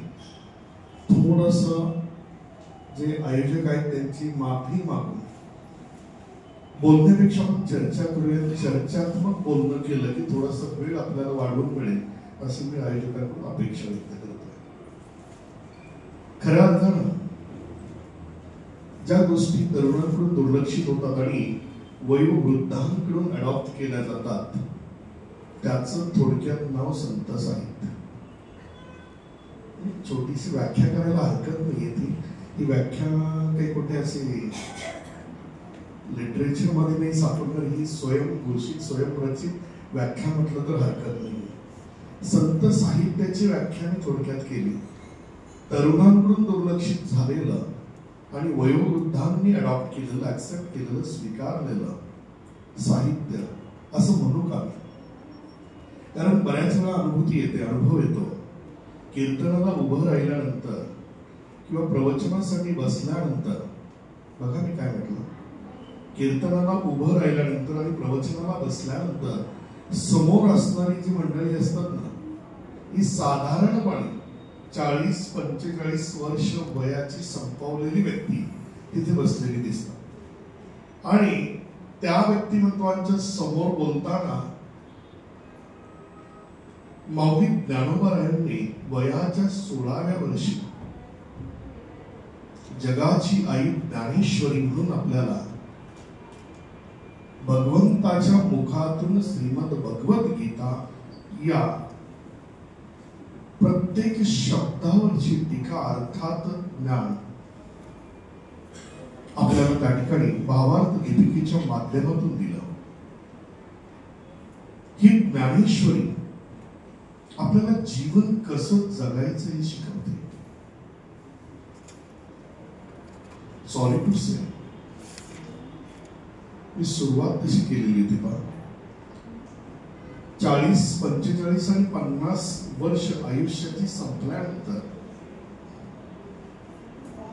आमच्यासारख्याने, म्हणजे आमच्यासारख्या कीर्तनकारांनी किंवा प्रवचनकारांनी त्या नारदाच्या गादीवरून लोकांना जर सांगितलं की जीवन कसं जगायचं, ही ज्ञानेश्वरी शिकवते आणि त्या वयामध्ये जीवन कसं जगायचं हे समजल्यानंतर पुढचा प्रश्न हा अकस्मात आपोआप डोळ्यासमोर येतो, ते जगायचं कधी. त्याचं कारण आहे, अगदी आपण सुरुवातीच्या युगामध्ये गेलो, कृती युगामध्ये गेलो, तर त्यावेळी आयुर्मानाची संभाव्य निश्चिती 1 लाख वर्षाची होती. तिथून पुढे एक एक युग कमी करत गेलो आपण, तर एक एक झिरो फक्त त्यातून मायनस होत आलेला. 1 लाख संपले, 1 लाखावरून एक झिरो गेला, 10,000 वर्ष, त्यातून एक झिरो पुढच्या युगात संपला 1000, आणि आत्ताच्या युगामध्ये परत एक झिरो संपला आणि किती झाले, 100 वर्ष आयुर्मान हे निश्चित झाल्यासारखं मानायला हरकत आहे, हे निश्चित सांगता येणार. 100 म्हणजे खूप मोठा प्रवास असं मानलं जातं. आणि आत्ताची आयुर्मर्यादा जर आपण पाहिली तर अप्रॉक्स 50%, म्हणजे साधारण 45 पहिला अटॅक संभवतो, 50 दुसरा आणि तिसरा पहिला माणूस राहीलच याची शक्यता नाही. थोडंसं निगेटिव्हिटीकडे मुद्दाम गेलं लक्षात घ्या, कारण बऱ्याच वेळा पॉझिटिव्ह अप्रोच आपल्याला जर मिळवायचं असेल तर नेगेटिव्हिटीची कुठेतरी कनेक्टिव्हिटी असणं गरजेचं आहे, आणि हे आपण पाहणं गरजेचं आहे. त्याचं कारण आहे बघा, मी का बोललो या विषयावर, हा काही माझा प्री प्लॅन सब्जेक्ट नाही. आदरणीय आदित्यजींनी त्यांच्या व्याख्यानाच्या माध्यमातून जो नरेंद्र आपल्या समोर उभा केला, तो नरेंद्र म्हणजे ते स्वामीजी, स्वामी विवेकानंदजी. त्यांच्या आयुष्यावर साधारणपणे 35 मिनिटांमध्ये टाकलेली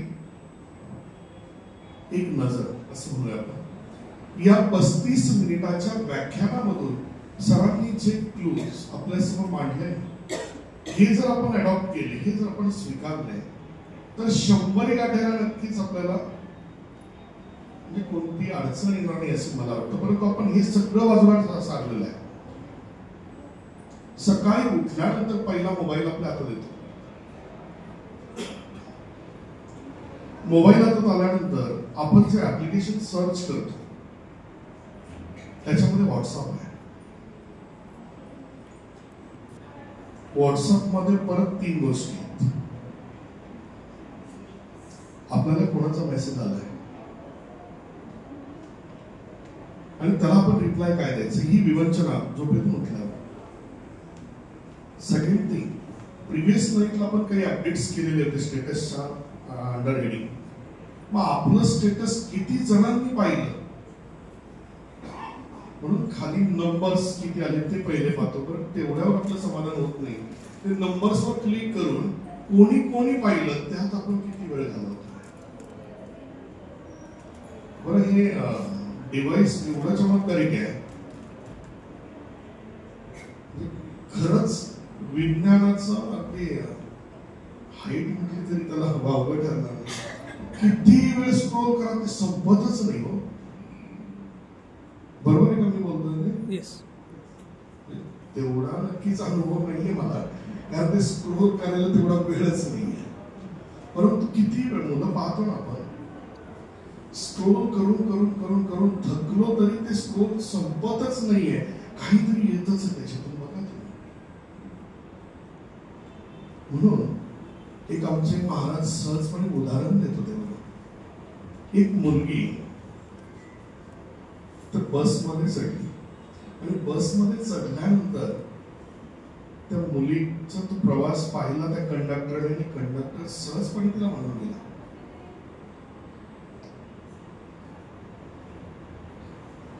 बाई तुला खूप पुढे जायचंय, त्या मोबाईलच्या माध्यमातून तुला खूप पुढे जायचंय. मी थोडी सरप्राईज झाली की असं का म्हटलीस. त्याने विचारला, प्रतिप्रश्न दिला त्या कंडक्टरला, आणि कंडक्टर सुद्धा त्या ठिकाणी सहजपणे बोलून गेले की मोबाईलच्या विश्वामध्ये तू एवढी रममान झालीस, एवढी इन्व्हॉल्व झालेली आहे, 4 स्टेशन मागेच तुझं तिकीट संपलेलं आहे, अजून तुला खूप पुढे जायचं आहे. एवढे इन्व्हॉल्व आपण त्या मोबाईलमध्ये झालेलो आहोत. मोबाईल आजचा विषय माझा नक्कीच नाहीये. अनावधानाने सकाळी उठल्यानंतर आपण काय करतो, या विषयाला स्पर्श झाला आणि म्हणून मोबाईल पुढे आला. मोबाईल हा खरंच फायद्याचा आहे, पण केला तर, फायदा करून घेतला तर. त्यातले काही ऍप्लिकेशन्स एवढे जबरदस्त आहेत की तुम्हाला काही बाकीचं मेंटेन करायची गरज नाही. लक्षात एवढं तुम्ही त्याच्यामध्ये डेटा सेव्ह करू शकता. पण आपण ते बाजूला ठेवतो, डेटा येतो आपल्याकडे, स्क्रोल होऊन निघून जातो, पण आपण तिकडे कधीच पाहत नाही. लक्षात घ्या, हे फार महत्वाचं. मी कॉन्सन्ट्रेट तिकडे करत नाही, माझा विषय वेगळा आहे. मी तुम्हाला एवढं सांगत होतो की जीवन जगायला शिकवणारा ग्रंथ आहे ज्ञानेश्वरी. मी ज्ञानेश्वरी तुम्हाला सांगणार नाही, ज्ञानेश्वरीचं तत्वज्ञान तुम्हाला सांगणार नाही. लक्षात घ्या, फक्त मला एक गोष्ट तुमच्यापुढे विषद करायची, एक गोष्ट तुमच्यापुढे मांडायची आहे की हे सगळं जे आहे ना, आता चाललेलं जे डिस्कशन आहे, हे जे विज्ञान आहे, हे विज्ञान वेगवेगळ्या सायंटिस्टच्या नावावर पॅटर्नच्या स्वरूपात रजिस्टर झालेलं आहे. मी मला वाटतं मॅडमशी डिस्कस केलं त्या विषयावर आल्यानंतर, परंतु खऱ्या सायंटिस्टला मात्र आपण विसरून गेलो. संत साहित्याची खरंच गरज आहे का आणि का गरज आहे हेच आपण विसरून गेलेलं आहे. खरं विज्ञान त्या ज्ञानेश्वरीमध्ये आहे. खरं विज्ञान त्या तुकाराम महाराजांच्या पंचम वेद समजलं जाणाऱ्या गाथ्यामध्ये आहे. ज्ञानेश्वरी म्हणजे काय तर प्राकृत स्वरूप आहे. प्राकृत मराठीतलं स्वरूप हे संस्कृत मधल्या भगवद्गीतेचं आहे. संपूर्ण आयुष्य त्याच्यामध्ये, आणि हेच पाहायला आपल्याला वेळ नाही. आयुष्यामध्ये बऱ्याचशा गोष्टींना आपल्याला फेस करावं लागतं, बरेचसे प्रॉब्लेम्स क्रिएट होत आहेत. Then we have to think where is the answers of that problems. या प्रश्नांची उत्तरं कुठे आहेत? तर ती उत्तर महाराजांच्या गाथेमध्ये आहे. 2 ग्रंथ मी तुम्हाला सांगितले, कारण ज्यांच्या कुशीमध्ये आपण जन्माला आलो, तो एक पाया आणि दुसरा कळस आहे. एक पाया आहे आणि दुसरा कळस आहे. माऊलींना पाया का म्हटलं जातं त्याचं कारण आहे, कारण आतापर्यंत ही जी ज्ञान देण्याची संकल्पना होती, गुरु शिष्यातलं नातं होतं, हे फक्त त्या एकट्या व्यक्तीपर्यंत मर्यादित होतं. त्याचं कारण बघा, नाथ संप्रदायापासून ही तत्व पुढे येत आहे. नाथ संप्रदायामध्ये त्या गुरुसाठी मिळालेला शिष्य आणि त्या शिष्याला दिलेलं त्याचं ज्ञान इथपर्यंत मर्यादित होतं. हा नाथ संप्रदाय थोडासा पुढे पुढे गेला. माऊलींचा हरिपाठ पाहिल्यानंतर तुम्हाला या अभंगाची नक्कीच अनुभूती येईल. हरिपाठामध्ये काही नाही, जास्त नाही, 28 अभंग आहेत. 28 अभंगाच्या माध्यमातून तुम्ही जर पाहिलं त्याचा अर्थ जर समजावून घेतला तर आपलं जीवन नक्की काय ते समजणं सहज सोपं होईल.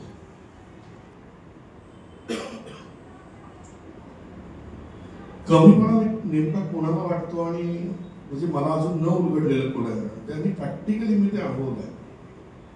जेव्हा 12वी सायन्सच्या वर्गाचा मी क्लास टीचर होतो,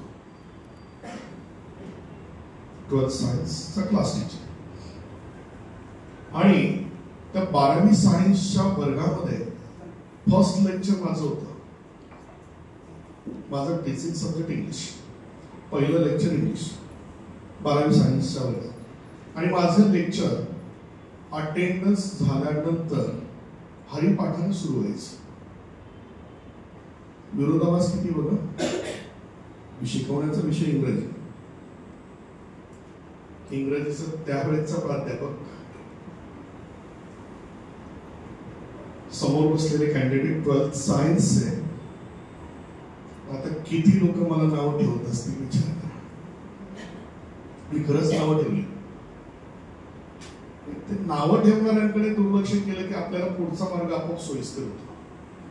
नावं ठेवणाऱ्यांच्या गर्दीमध्ये जर आपण अडकलो तर आपल्याला पुढचा मार्ग मिळू शकत नाही.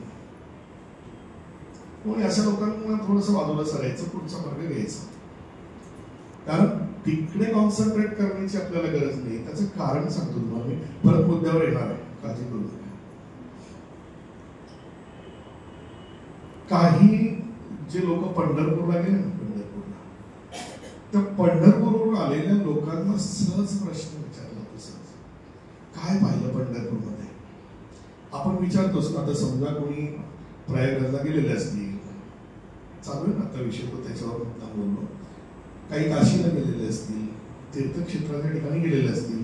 आल्यानंतर आपला एक क्युरिओसिटीचा प्रश्न असतो ना, काय पाहिलं तिथे. तसा ऍज पर दॅट क्युरिओसिटी म्हणून तो प्रश्न विचारला पंढरपूरवरून आलेल्या लोकांना, काय पाहिलं पंढरपूरमध्ये. त्यातला एक जण पटकन म्हणून गेला, काय सांगायचं म्हटलं, एवढी प्रचंड घाण तिथे पंढरपूरमध्ये. जिकडे पाहिजे तिकडे केर कचरा पडलेला आहे, सगळे नाले उघडे आहेत. चंद्रभागेच्या त्या वाळवंटामध्ये गेल्यानंतर सुद्धा बराचसा केर कचरा पडलेला आहे. अजिबात व्यवस्था तिथे दिसली नाही. सगळीकडे घाणेरडेपणा पसरलेला आहे. हे उत्तर कोणी दिलं? पंढरपूरवरून आलेल्या त्या व्यक्तीने उत्तर दिलं. हसायला आलो, जसं सरांनी त्यांच्या व्याख्यानामध्ये सहज आम्ही एक उदाहरणं दिली. हसायला आलं त्या व्यक्तीचं उत्तर, आणि म्हटलं तुला घाणच पाहिजे होती तर एवढा लांब जायची काय गरज होती? इथे आजूबाजूला पाहिलं असतं तर ते सगळं तुला इथे मिळालंच असतं. म्हणजे आपलं टार्गेट काहीच नाहीये. आपल्याला जायचंय कुठे, पाहायचंय काय आणि घ्यायचंय काय हेच आपल्याला कळायला मार्गणिक समजत नाहीये. आणि मग आपण तिथे गेलो तर उपयोग काय त्याचा मला सांगा. हे आपलं होतं. म्हणून मी सांगितलं कचरा बाजूला सरायचा. आता कचरा कुठला सांगून गेलो तुम्ही? जे नावं ठेवणारे असतात ना, त्यांच्याकडे थोडस दुर्लक्ष केलं की आपल्याला पुढे जायला सहज शक्य होतं. अशी नावं ठेवणारी भेटली मला. 12वी सायन्सच्या वर्गामध्ये कुठे हरिपाठ घेतात का? तरी ती पोरं विज्ञानाची विद्यार्थी आहेत, त्यांना पुढे रिसर्च करायचे. कोणी मेडिकलला जाणार आहे, कोणी इंजिनिअरिंगला जाणार आहे. आणि त्या पोरांना तुम्ही हरिपाठ शिकवताय असं कोण म्हणायचे? माझे कलिग्स त्यावेळेस. असू द्या, त्याला काय फरक पडतो. पण त्यावेळी मी काय केलं होतं, आता ह्या पोरांना वेगवेगळ्या घरातून आलेले, त्यांना यातलं नॉलेज असेलच असं नाही. म्हणून वामनराव पैंनी छोटीशी पुस्तिका काढलेली होती. त्यावेळी त्याची किंमत 10 रुपये होती. आणि त्याच्यामध्ये हरिपाठाचा अभंगवर होता आणि त्याच्या खाली छोटासा सर्वांना कळेल अशा सोप्या भाषेतला अर्थ खाली लिहिलेला होता. म्हणून प्रयोग करायला सुरुवात केली. मुलांमध्ये ज्याचा नंबर येईल त्याने हरिपाठाचा अभंग मोठ्याने वाचायचा, म्हणायचा नाही. कारण म्हटलं तर ते स्वर कुठल्या कुठे जातील आणि ती गडबड होईल. म्हटलं ते नकोच, वाचा. आणि नंतर मग मुलींनी त्याचा अर्थ सांगायचा, म्हणजे तो वाचून दाखवायचा. असं रोटेशन ठेवून ठेवून वर्षभरामध्ये मला असं लक्षात आलं की नंतर पुस्तकं बॅगमध्ये खिशामध्ये राहून गेली. आणि पुस्तक न पाहता ते 28 अभंग मुलांचे पाठ झाले. त्या अभंगाचे अर्थ मुलांचे बायहार्ट झाले आणि त्या बॅचला हरिपाठ बऱ्यापैकी कळला. आणि मग शेवटचा कार्यक्रम असतो ना 12वी 10वी संपल्यानंतरचा सेंड ऑफ निरोप समारंभ, तर त्या कार्यक्रमाला हाईट झाली. किसन महाराज चौधरी जे आपले रिटायर्ड मुख्याध्यापक आहेत, राष्ट्रपती पारितोषिक सरांना मी संपर्क केला. म्हटलं कसं होतं, महाराज आले ते गडबड होईल, मग आपल्यातले महाराज शोधू म्हटलं. आणि म्हणून सरांना रिक्वेस्ट केली की आपण पसाय दानावर एखादं चिंतन जर आमच्या विद्यार्थ्यांसमोर मांडलं तर फार बरं होईल. मग मात्र स्टाफ मेंबर खवळले, विद्यार्थ्यांपेक्षा ओरडले स्टाफ मेंबर. आणि त्यांनी मला लिटरली काय सांगितलं, म्हटलं काय वेळ लागले की वयोगट काय त्या पोरांचा, एन्जॉय करायचा वयोगट आहे. वर्षभर गोंधळ घातला तो घातला साडीपाठ शिकून, आता शेवट तरी त्यांना नाचू दे, खेळू दे, वागवू दे, त्यांना कुठेतरी डीजे वगैरे सांगायचा, कुठेतरी एन्जॉय करायला लावायचा. सेंड ऑफचा कार्यक्रम आहे आणि ह्या कार्यक्रमाला कुठे पसायदानाचं चिंतन असतं का? ती खरी घडलेली घटना. मग त्यांना मी रिक्वेस्ट केली, म्हटलं ठीक आहे, तर सरांना बोलावलंच आहे तर त्यांचा सन्मान करू आपण. राष्ट्रपती पारितोषिक त्यांना प्राप्त झालेलं आहे, त्यानिमित्तानं 5 मिनिट चिंतन वाटतील. नाहीच मुलांनी ऐकलं तर आपण मग बघूया तुमचा डीजे. तुम्हाला खोटं वाटेल, पसायदानाच्या चिंतनासाठी सरांना, चौधरी सरांना मी फक्त 1 तासाचा सांगितलं होतं वेळेची मर्यादा. 1 तास झाला, 1.5 तास झाला, 2 तास झाले, 2.5 तास पुरं मांडी घालून सरांचं पसायदान आणि पसायदानाचं चिंतन ऐकत होते. आणि त्यानंतर मात्र इतर कोणताही कार्यक्रम झाला आणि आजही ती मुलं त्यांच्या त्यांच्या व्यवसायामध्ये, त्यांच्या आयुष्याच्या ट्रॅकवर सक्सेसफुल ठरलेली आहे. कोणी डॉक्टर आहे, कोणी फिजिओथेरपिस्ट आहे, MD झालेले आहेत, MBBS झाले, BHMS झाले, DHMS, सगळ्या प्रकारच्या डिग्री घेतल्या त्यांनी. नाहीच काही जमलं तर त्यांनी शेवटी मेडिकल स्टोर टाकले, तिथपर्यंत का होईना पोहोचवलं त्यांना. ते मी नाही, हरिपाठाने पोहोचवलं, चांगल्या विचारांनी पोहोचवलं. आणि ह्या विचारांची आपल्याला गरज आहे, ती तुम्ही आम्ही अनुभवलं. मला वाटतं मी शेअर केलं मॅडम मगाशी आल्यावर. मला सांगा, शिक्षण सर्वांनी घेतलं, डिग्री सर्वांनी मिळवली, व्यवसाय सर्वांनी थाटला, पैसा मिळवणं सुरू झालं आणि त्याची अनुभूती कोविड-19 पॅन्डेमिक मध्ये आपण तुम्ही आम्ही घेतलेली आहे, प्रॅक्टिकली घेतलेली आहे.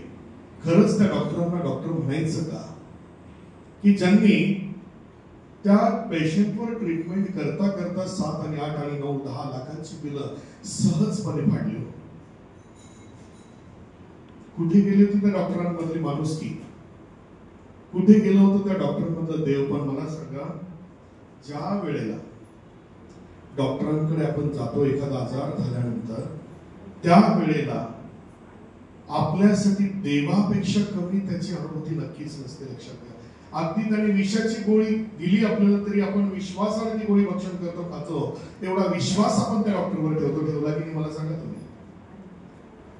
कोविड पॅन्डेमिक मध्ये जे पॉझिटिव्ह होते त्या व्यक्तींना 17-18 गोळ्या ज्यावेळी डॉक्टरांनी दिल्या ना, त्या गोळ्या एका मागोमाग खाल्लेल्या आहेत लोकांनी. खाल्ल्यात की नाही सांग, मला जन्म झाला होता त्यातला मी एक आहे. रेमडेसिवीर 5 घेतलेला माणूस आहे, खूप भयानक मोठा स्कोर. आणि मी तुमच्या समोर व्यासपीठावर येईल असं माझ्या घरच्यांना सुद्धा वाटत नव्हतं. एवढ्या हाईटला गेल्यानंतर भगवंताची कृपा असते.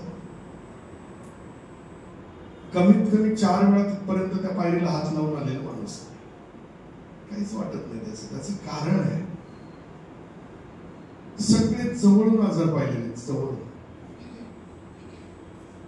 विश्वास स्वतःवर ठेवा, कॉन्फिडन्स स्वतःवर ठेवा. काहीच नाही. कोविड-19 पॅन्डेमिक काही नवीन आहे आपल्याला. बायोलॉजीचं पुस्तक उघडा, त्याच्यामध्ये कोविड-19 पॅन्डेमिक जो म्हणतो ना आपण, तो कोविड आजार 50 वर्षापूर्वीचा कोविड त्यामध्ये पुस्तकात लिहिलेला आहे बायोमध्ये. तो काही नवीन नाहीये. पण मीडियाच्या द्वारे आपल्यापर्यंत चुकीचा तो पोहोचवला गेला. ती धास्ती, ती भीती मनामध्ये आली आणि ती धास्ती, ती भीती डॉक्टरांनी त्यांच्या अज्ञानानं खरी ठरवली आणि चांगली चांगली धडधाकट माणसं पोहोचवली.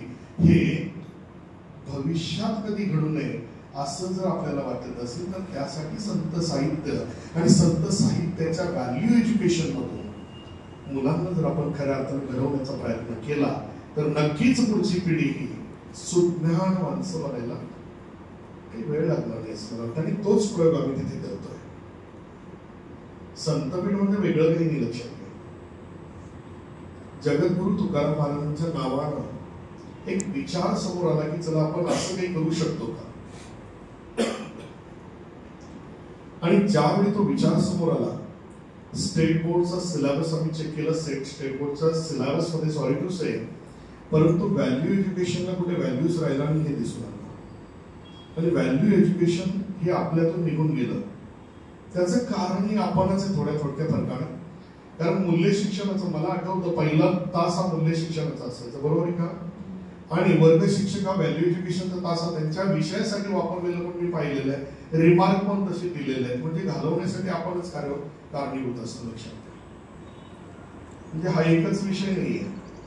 कार्यानुभव आणि समाजसेवा सर साक्षीला आहे मला वाटतं. कार्यानुभव आणि समाजसेवा हे दोन विषय का गेले आपल्यातून. मला वाटतं त्यावेळेला विनोद तावडे जी शिक्षण मंत्री होते त्या मीटिंगला मी स्वतः होतो. बालभारतीमध्ये ती मीटिंग झाली. त्यावेळेला ते विषय बाजूला गेले. विषय बाजूला घालवण्यामध्ये आपणच कारणीभूत आहे. दुसरं कोण आहे. आपण दुसऱ्याला दोष का द्यायचा. कारण आपण काय करतो, समाजसेवा म्हणून एखाद्या प्रकाशनाची पुस्तिका आणायची ती भरून घ्यायची. कार्यानुभव म्हणून आपण एखाद्या प्रकाशनाची पुस्तिका आणायची भरून घ्यायची आणि त्यातून आपला कार्यानुभव अगदी एक्सेप्ट ऑफ एक्सेप्शन्स अपवाद सुरू आपण पण बऱ्याचशा लोकांनी तेच उद्योग केले आणि त्याच वर्मावर बोट ठेवून ते विषय बाजूला गेले. त्यावेळी बालभारतीमध्ये माझे सहकारी मित्र डॉक्टर अजय कुमार लोलगे सर आणि मी बसलेलो आणि त्या चर्चेतून अनऑफिशियल चर्चेतून दोन विषय पुढे आले आणि ते दोन विषय होते आर्ट अप्रिसिएशन आणि डिफेन्स. ते कशासाठी होते तर गेले विषय काढून टाकल्यानंतर किती शिक्षक अतिरिक्त होतील तो भाग वेगळा होता आणि तो होऊ नये म्हणून हे दोन विषय जर आपण घेतले तर तिथे कुठेतरी सपोर्ट होईल. आणि 9th आणि 10th साठी दोन विषय पुढे आले. तो आपल्या व्याख्यानाचा विषय नाही फक्त ओघवता याच्यात आला म्हणून मी बोलून गेलो. म्हणजे विचार करण्याच्या गोष्टी याला कारणीभूत आपण ठरतोय. जर आपल्याकडे नसेल तर येणार कुठून. म्हणजे आडात पाहिजे ना तेव्हा ते पोऱ्यात येईल. संत साहित्य शिकवायचं म्हणजे ते आपल्याकडे पाहिलं पाहिजे तेव्हा ते समोरच्याला कळेल. म्हणून शिक्षकांचे सुद्धा लेक्चर सुरू झाले. शिक्षकांना गायडन्स सुरू झाला आणि मग त्यातून विद्यार्थ्यांना मार्गदर्शन मिळायला सुरुवात झाली. बरेच ग्रंथ संस्कृत मध्ये संस्कृत येत नाही. आमच्या शिक्षकांनाच आम्ही संस्कृत शिकवायला सुरुवात केली.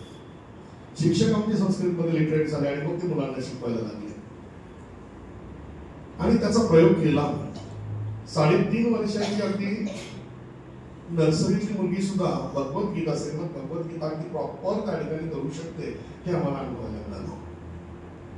12वा अध्याय 15वा अध्याय हा बाहेर झाला. त्यातून काय अडॉप्ट करायचं. बाहेर करणं फार मोठेपणाचं नाहीये. ते आपल्यामध्ये आलं पाहिजे. लक्षात घ्या त्यातले गुण आपल्यामध्ये आले पाहिजे. म्हणजे अगदी विद्यार्थ्यांना त्यांचा गुरु सुद्धा निवडता आला पाहिजे प्रॉपर.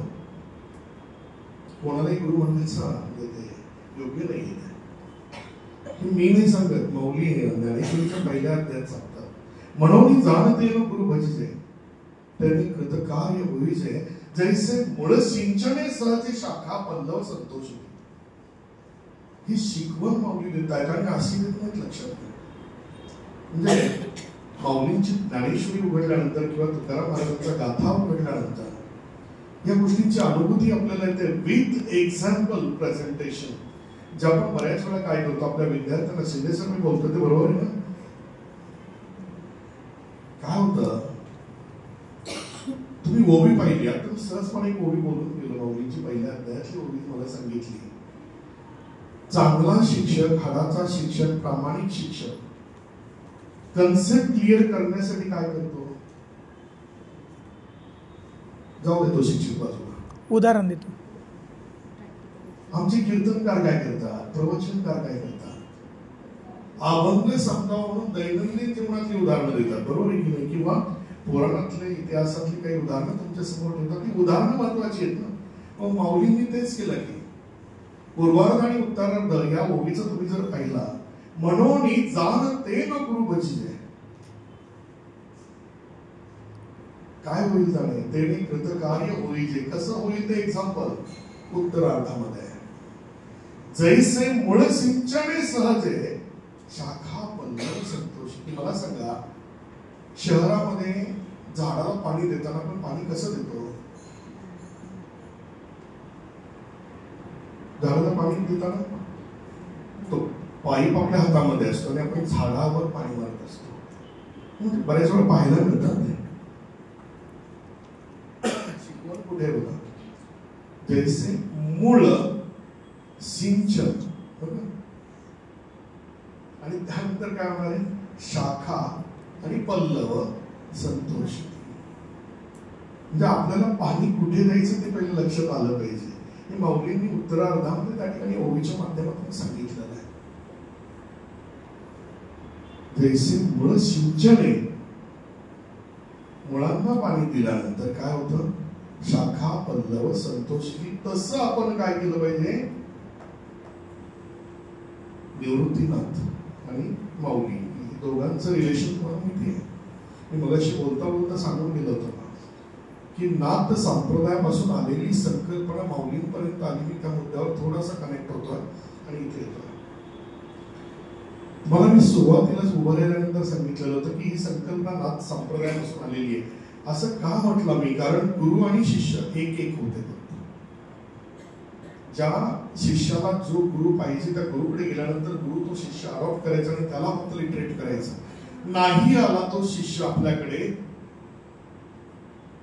तर परिस्थिती फार अवघड व्हायची. मी तुम्हाला सांगायला नको, तुम्हाला सर्वांना अनुभूती एकलव्याची आहे ना? एकलव्याची अनुभूती आहे. गुरुपौर्णिमेला बऱ्याच वेळा ती स्टोरी पुढे पुढे सांगितली जाते, परंतु ऍक्च्युअल व्हाय हे मात्र आपण कधीच सांगत नाही. लक्षात घ्या, कारण ती संकल्पना कोणती आहे? एक गुरु एक शिष्य, नाथ संप्रदाय. ती अनुभूती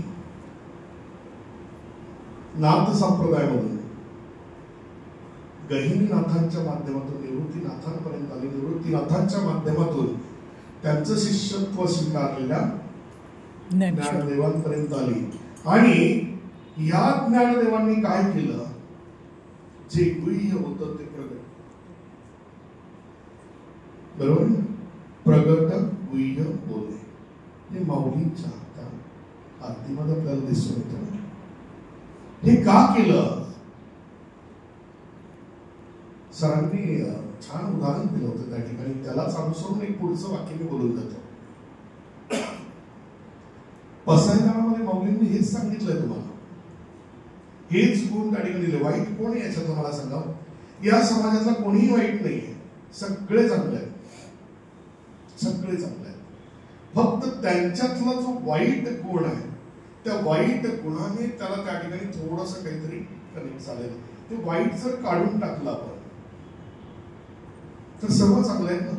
माऊलींनी काय सांगितलंय? जे खळांची व्यंकटी सांग, बाकी खळ नाही सांगतो, खळांची व्यंकटी सांग, एवढं सांगितलं. दुसरं काय सांगितलंय? आणि आपण काय करतोय? त्यांच्यातले दोष बाजूला ठेवतो आणि त्या व्यक्तीलाच दोषी ठरवतो. हाच आपला आणि संतांमधला फरक आहे. लक्षात ठेवा. सरांनी छान स्पर्श केले वेगवेगळ्या विषयांना. त्यातला भूतदया म्हणजे खूप छान विषय म्हटला सरांनी. प्राणी मात्रा आणि संन्यासाच्या बाबतीत तसं उत्तम बोलले. लक्षात ठेवा, त्या काळामध्ये काळच असा होता. विचार करा, 18व्या शतकातला काळ जर असा असेल तर 12व्या शतकातला काळ कसा असेल? संन्यासाची पोरं म्हणून या सर्वांना हिनवलं गेलं. आणि म्हणून परवाचं कीर्तन झालं होतं भोसरीमध्ये, त्या ठिकाणी मुद्दामा अभंग घेतला होता. काय सांगू देवा, ज्ञानोबाची ख्याती. विज्ञान किती प्रगट आहे बघा याच्यामध्ये. काय सांगू देवा ज्ञानोबाची ख्याती, वेद महिषामुखी बोलविला. अभंग नामदेव महाराजांचं वर्णन माऊलींचं. आणि वर्णन करत असताना देवाच्या प्रश्नाला दिलेलं उत्तर म्हणजे अभंग आहे. दुसरं काय? माऊली समाधीला निघाल्यानंतर तुम्ही आम्ही रडावं यात काही नवल नव्हतं, संत रडत होते यात काही नवल नव्हतं, देव रडायला लागलेले होते. विचार करा, सोपं नाही ना तेवढं. देवाला रडवणं सोपं येत, सोपं नाही. पुढच्या याचं बोलून जाईल मी कदाचित. देव रडले, देव त्या ठिकाणी माऊली समाधीस्थ होत असताना. आणि मग त्यांनी नामदेवरायांना प्रश्न विचारलाय, नामदेवा,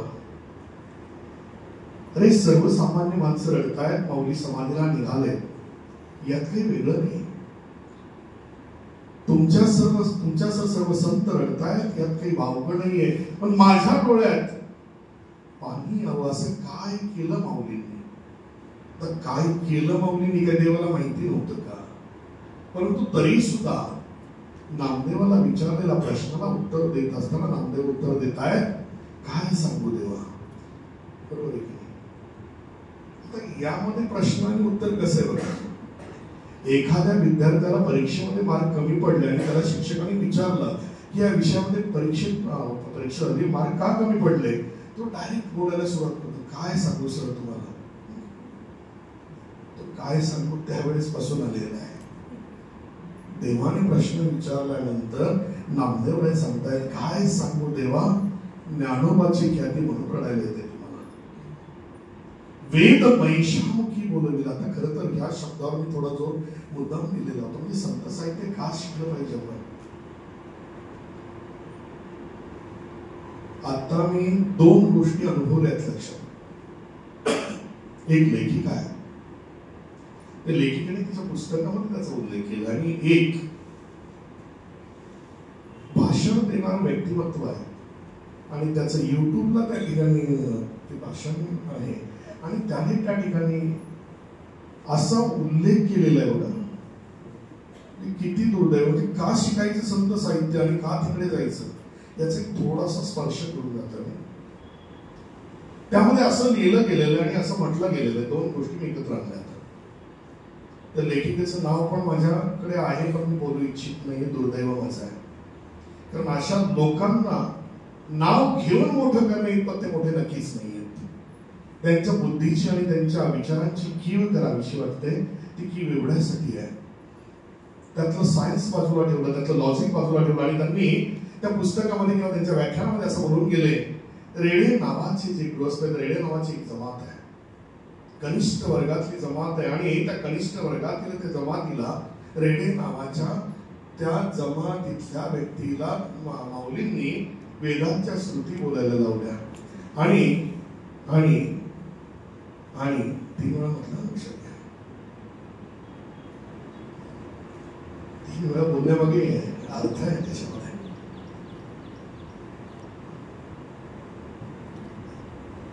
हरिपाठामध्ये पण असंच आलेलं आहे, 3 वेळा शब्दात एक हरी हरी हरी. मंत्र हा शिवाचा, मनतीचे वाचा तया मोक्ष. आता इकडे हरी नाव घेतलं की मोक्ष प्राप्ती आहे, आणि आमच्या संतांनी उल्लेख केलेल्या आम्हाला मोक्ष प्राप्तीच नको आहे, किती वेळा जन्म यावे. हे सगळं विरोधाभासातलं का?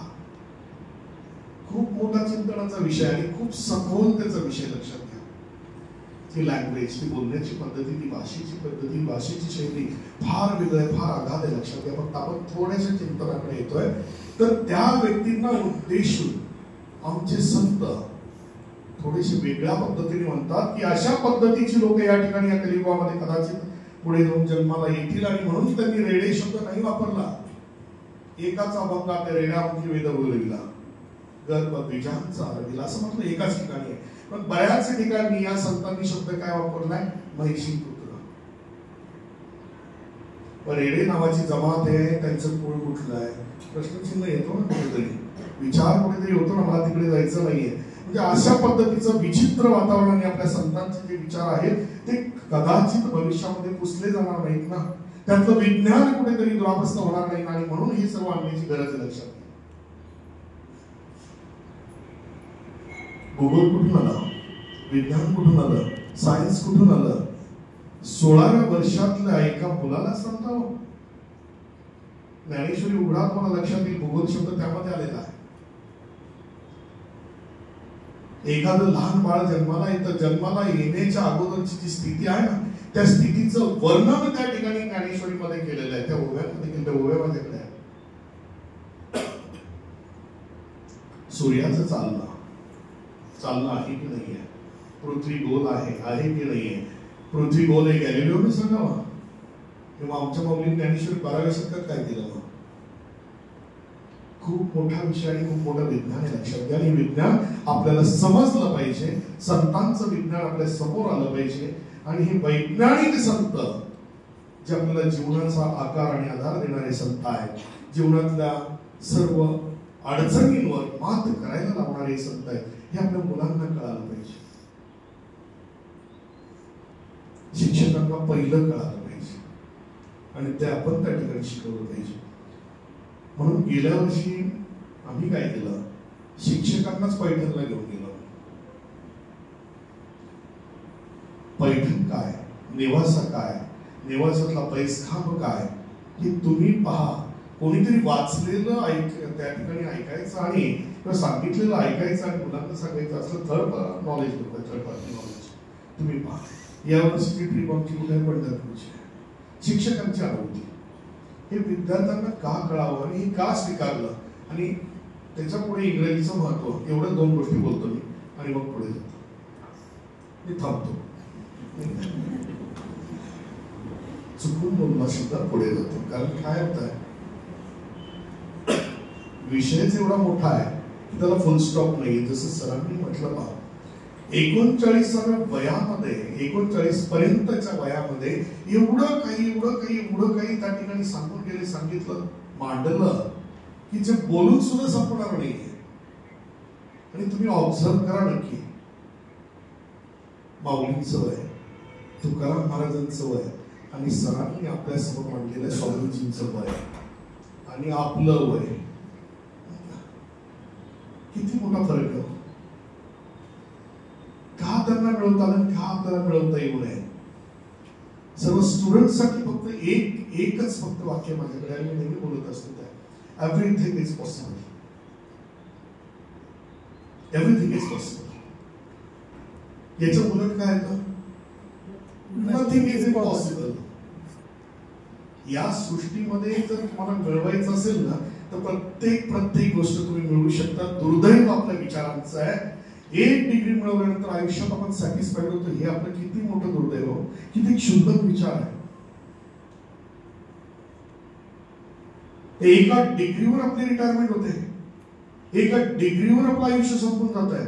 त्याच्या पुढची डिग्री आपल्या आयुष्यात कधी येत नाही. किती मोठं दुर्दैव आहे आपला. कधी विचार करणार आपण, कधी मिळवायचं आपल्याला कळत आहे. थोडासा चिंतनाचा विषय आहे, शेवटचा विषय, जास्त घेणार नाही. मला तुमच्यापैकी खात्रीने कोण सांगू शकेल की परत आपण माणूस म्हणून जन्माला येणार आहोत, परत ही सृष्टी आपल्याला पाहायला मिळणार आहे, परत या सगळ्या संधी आपल्याला मिळणार आहेत का? नाही. एक टीव्ही गेला तर नक्की दुसरा येईल, एक मोबाईल गेला तर त्याच्यापेक्षा चांगल्या क्वालिटीचा, अगदी ऍडव्हान्स जनरेशनचा मोबाईल आपल्याकडे येईल, नक्की येईल. एक घर गेलं तर दुसरं घर येईल, एक गाडी गेली तर दुसरी गाडी येईल. पण एक आयुष्य गेलं तर परत येणार नाही ना, का येईल परत. आणि हे एवढं आपल्याला समजते, एवढं आपल्याला कळतं, तरी आपण फुकट घालवतो. याला काय दुसरं नाव द्यावं? आहे की नाही वास्तव? सांगा, मी वास्तव सोडून काय बोललो तुमच्याशी? काय त्रास आहे का आपल्याला डिग्री पुढची मिळवायला? 68 वर्षाचे गृहस्थ आहेत. आपुलकीने मागची मला वाटतं 1-2-3 वर्षापूर्वी माझ्याकडे आले, देहूमधले गृहस्थ. आणि त्यांनी त्या 68 वयाच्या त्या कालावधीमध्ये सांगितलं, सर आतापर्यंत हार्मोनियम मला कोणीच शिकवलं आणि प्रत्येक जण म्हणतो माझा आवाज खराब आहे. 68 वयापर्यंत तुम्हाला फक्त आवाज खराब एवढंच सांगितलं. बघू म्हटलं कुठे खराब आहे. गांधर्व महाविद्यालयाची 3 परीक्षा पास केल्या विथ डिस्टिंक्शन त्या माणसाने 68 नंतर. गायनामध्ये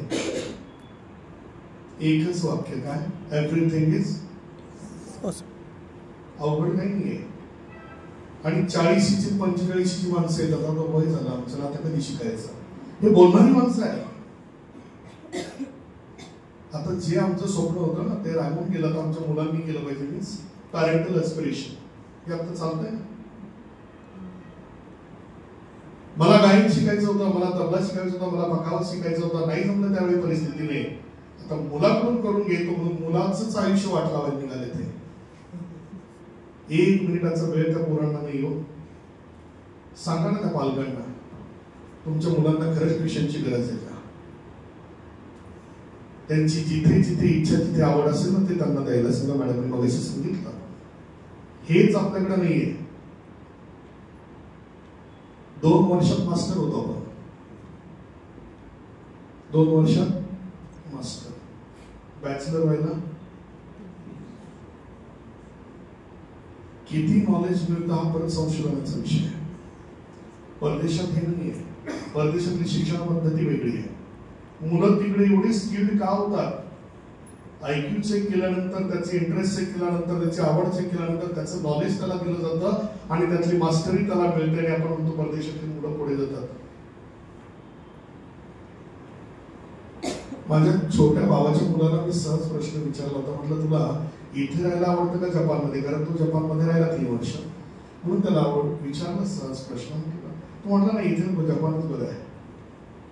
आता त्या कोवड्याच्या मला काय कळतं, 6-7 वर्षाचं वय त्यावेळेला होतं त्याचं.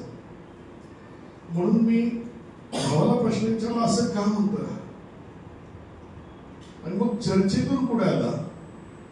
त्याने सांगितलं तिकडची ट्रेन जर लेट झाली तर लेट मधली लेट ट्रेन फार तर 52-53 सेकंद लेट होत असतात तेवढी. आपल्याकडे तासभर लेट झाली तर आपण बघतो अरे 1 तास तर लेट झाली. हे आपलं गणित चुकतंय कुठेतरी. लक्षात ठेवा, आपण वेळेला अजिबात महत्व देत नाही, फक्त शेवटचे 2 मिनिटं घेतो.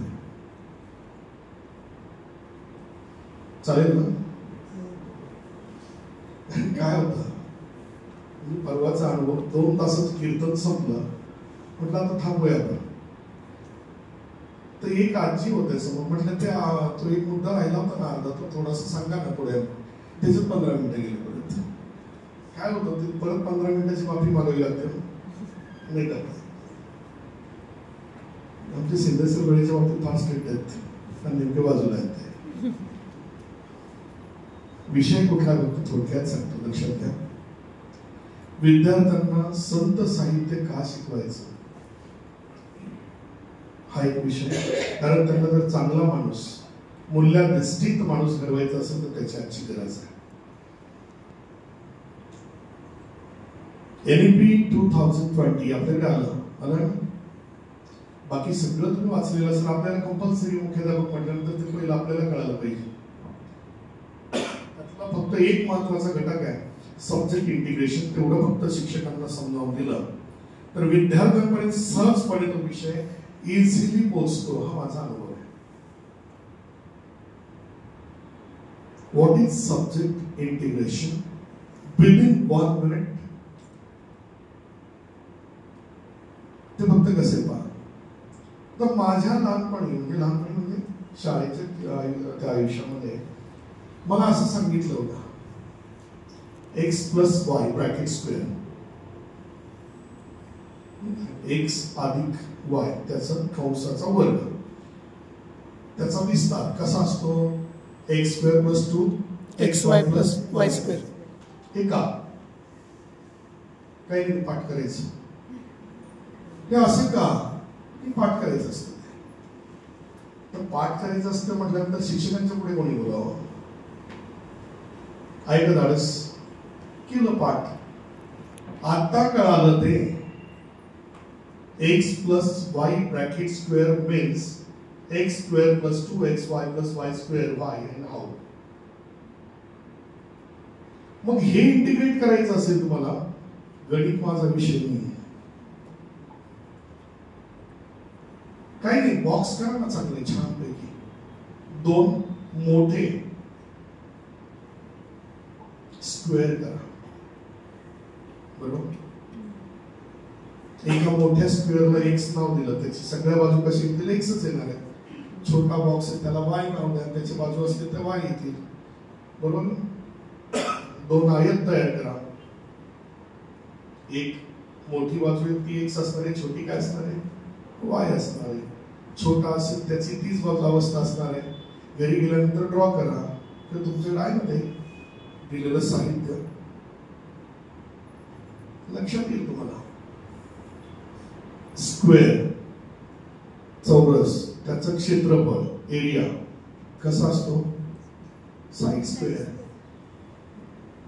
बरोबर. एक स्क्वेअर छोटा होता तो वाय स्क्वेअर. आता माझ्याकडे साधन नाही आणि मग एक आयत आहे x into Y, x Y. किती आयत सांगितलंय? 2. मग 2 एक्स वाय मध्ये होते. पहिला स्क्वेअर एक्स स्क्वेअर, दुसरा स्क्वेअर वाय स्क्वेअर. झाला ना फॉर्म्युला तयार झाली. मग हे तुम्ही क्राफ्ट मध्ये क्राफ्टच्या टीचरच्या मदतीने जर केलं, जो मोठा बॉक्स आहे त्या बॉक्स मध्ये 2 छोटे बॉक्स बसवले, 2 आयत बसवले, ते करून देतात छानपैकी आणि मुलांना ते बॉक्स दाखवले. म्हणजे क्राफ्टची मदत घेतली. नाही क्राफ्ट तर ड्रॉइंगची मदत घ्या आणि त्यांना सांगता येईल की असं शिकवलं जातं, शिकवता येतं. बरोबर आहे. इंटिग्रेट करायचे विषय आपल्याला. डोबेरायनरने त्रिका सांगितली आपल्याला मूलद्रव्यांचं वर्गीकरण करत असताना. आहे ना 2 मिनिटं वेळ आहे. डोबेरायनरने आपल्याला मूलद्रव्यांचं वर्गीकरण करताना त्रिका सांगितली. डोबेरायनर नंतर न्यूलँड्सने अष्टकं सांगितली. त्याच्या पुढे मी काही जात नाही. मला सांगा, न्यूलँड्सने अष्टकं सांगितली, त्या अष्टकामध्ये मूलद्रव्याचं वर्गीकरण करत असताना विज्ञानाचा पहिला धडा होता तो. त्याच्यामध्ये न्यूलँड्सला सुद्धा आवश्यकता भासली. त्याने संगीतचा नियम घेतला. सारे ग म पद आणि सा. किती स्वर आहे? 7 स्वर.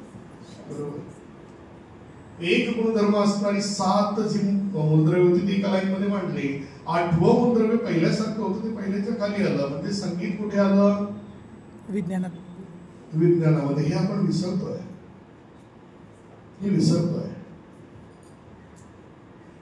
इंग्रजीतली डिग्री शिकवायची मला. Degree of comparison. किती सोपं आहे.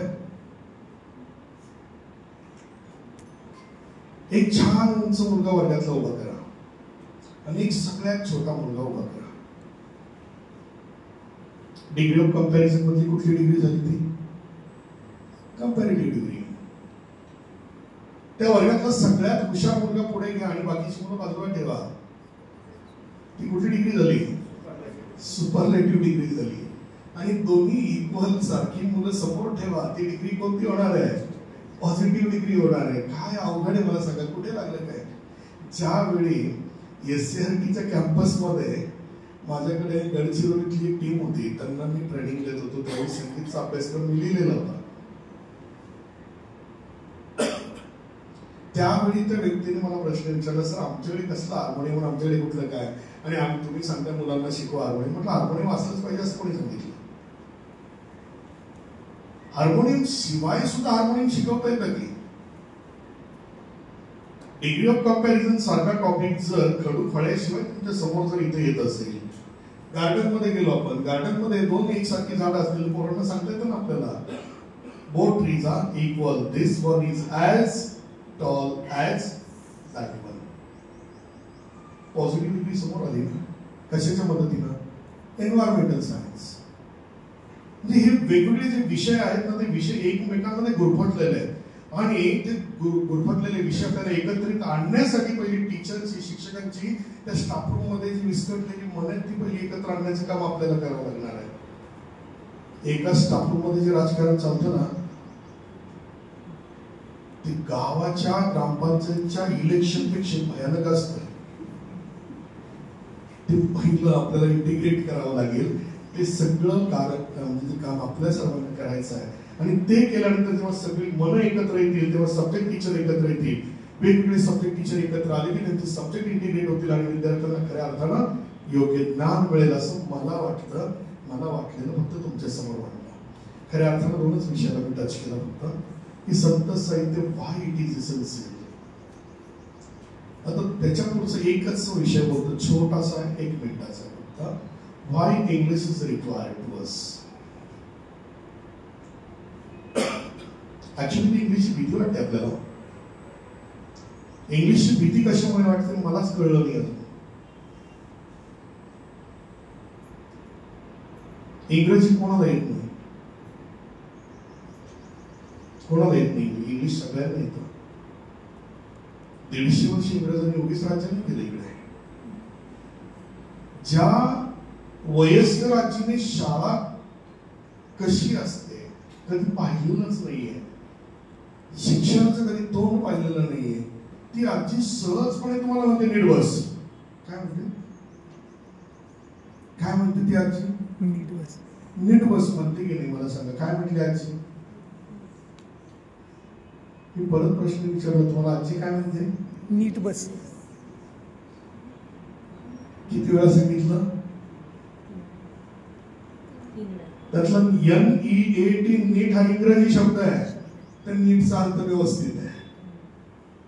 हे त्या आजीला कुठे कळालंय? ऐकून कळालं. इंग्लिश फार सोपं आहे, फार सोपं आहे.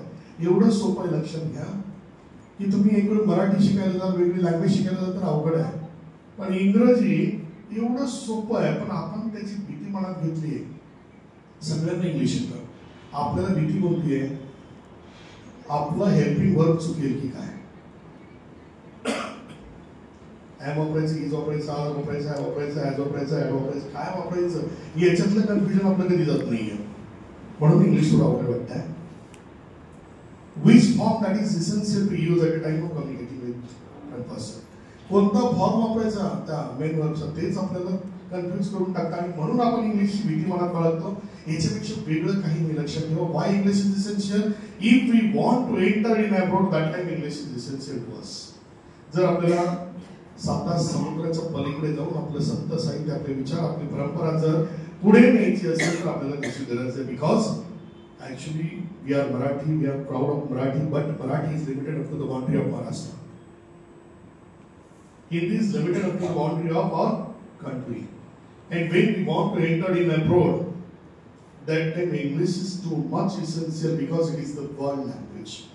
So that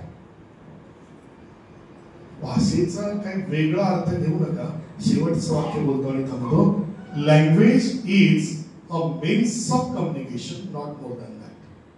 भाषा हे फक्त संवादाचं, विचारांचं आणि आपल्या शब्दांचं देवाणघेवाणीचं साधन आहे की ज्याला आपण आपला अभिमान बनवून बसलेलो आहे. तो भाग बाजूला ठेवा. वेगवेगळ्या भाषा अडॉप्ट करण्याचा प्रयत्न करा. वेगवेगळ्या प्रकारचे सब्जेक्ट एकमेकांमध्ये इंटिग्रेट करून शिक्षकांना खऱ्या अर्थानं स्फूर्ती देण्याचा प्रयत्न करा. ते मुलांमध्ये जातील आणि त्याच्याही पलीकडे जाऊन संत साहित्य विद्यार्थ्यांना थोडंफार तरी स्पर्श करू द्या. आणि तुम्ही सर्वांनी काही नाही करता आलं तर हे 2 ग्रंथ आपल्या जवळ ठेवा. कारण नाही त्यातली ज्ञानेश्वरी वाचता आली, एखादी ओवी, हे मी नाही सांगत, नामदेवांनी आपल्याला सांगितलेलं आहे. नामा म्हणे ग्रंथ श्रेष्ठ ज्ञानदेवी, एक तरी ओवी अनुभवावी. हे त्यांनी सांगितलं. मी माझ्या जवळचं काही तुम्हाला सांगितलेलं नाहीये. आणि शक्यतो देव आणि संत खूप मोठा विषय. देवाला जर आपण काही दिलं तरच तो आपल्याला काहीतरी देतो. संतांचं तसं नाहीये. तुम्ही काही नाही दिलं तरी ते सगळं देतात. म्हणून ज्ञानेश्वरीच्या शेवटच्या अध्यायामध्ये एक ओवी आहे. जो मज होय अनन्य शरण त्याची निवारिल मी. जे काही आपल्याला संकट वगैरे येतात ना, ते संकट तो देव निवारतो असं आपल्याला वाटतं. जन्म मरणाची जी काही फेर आहे ते चुकावे असं प्रत्येकाला वाटतं आणि तो देव करतो असं वाटतं. लक्षात घ्या, पण तसं नाहीये. जो मज होय अनन्य शरण त्याची निवारिल मी जन्म मरण. पण हे कोण?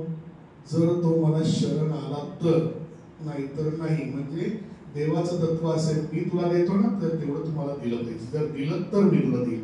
संतांचं माझ्या तसं नाहीये. सगळं काही आपण देऊ न देऊ, त्यांना नाव ठेवू दे, काही करू देत. माऊलींना एवढा त्रास दिला, माऊलींनी सर्वांचं कल्याण केलंय. तुकाराम महाराजांना त्रास दिला, कल्याण केलंय. 108 वेळा पान खाऊन अंगावर थुकणाऱ्या सुद्धा यवनाचं कल्याण केलं. ही आमची संतांची परंपरा आहे. ही मुलांमध्ये येऊ द्या, सहनशीलतेचा भाग मुलांमध्ये येऊ द्या. अहंकाराचा वारा न लागू द्या. तो अहंकार आपल्यामध्ये जाऊ द्या, मीपणा आपल्या मुलांमधून बाजूला जाऊ द्या. तेव्हा आपल्या मुलांमधून खऱ्या अर्थानं माणूस घडेल. एवढंच काम आपल्याला करायचं. वेळ थोडासा असल्यामुळे थोडक्यात बोललो. रामकृष्ण.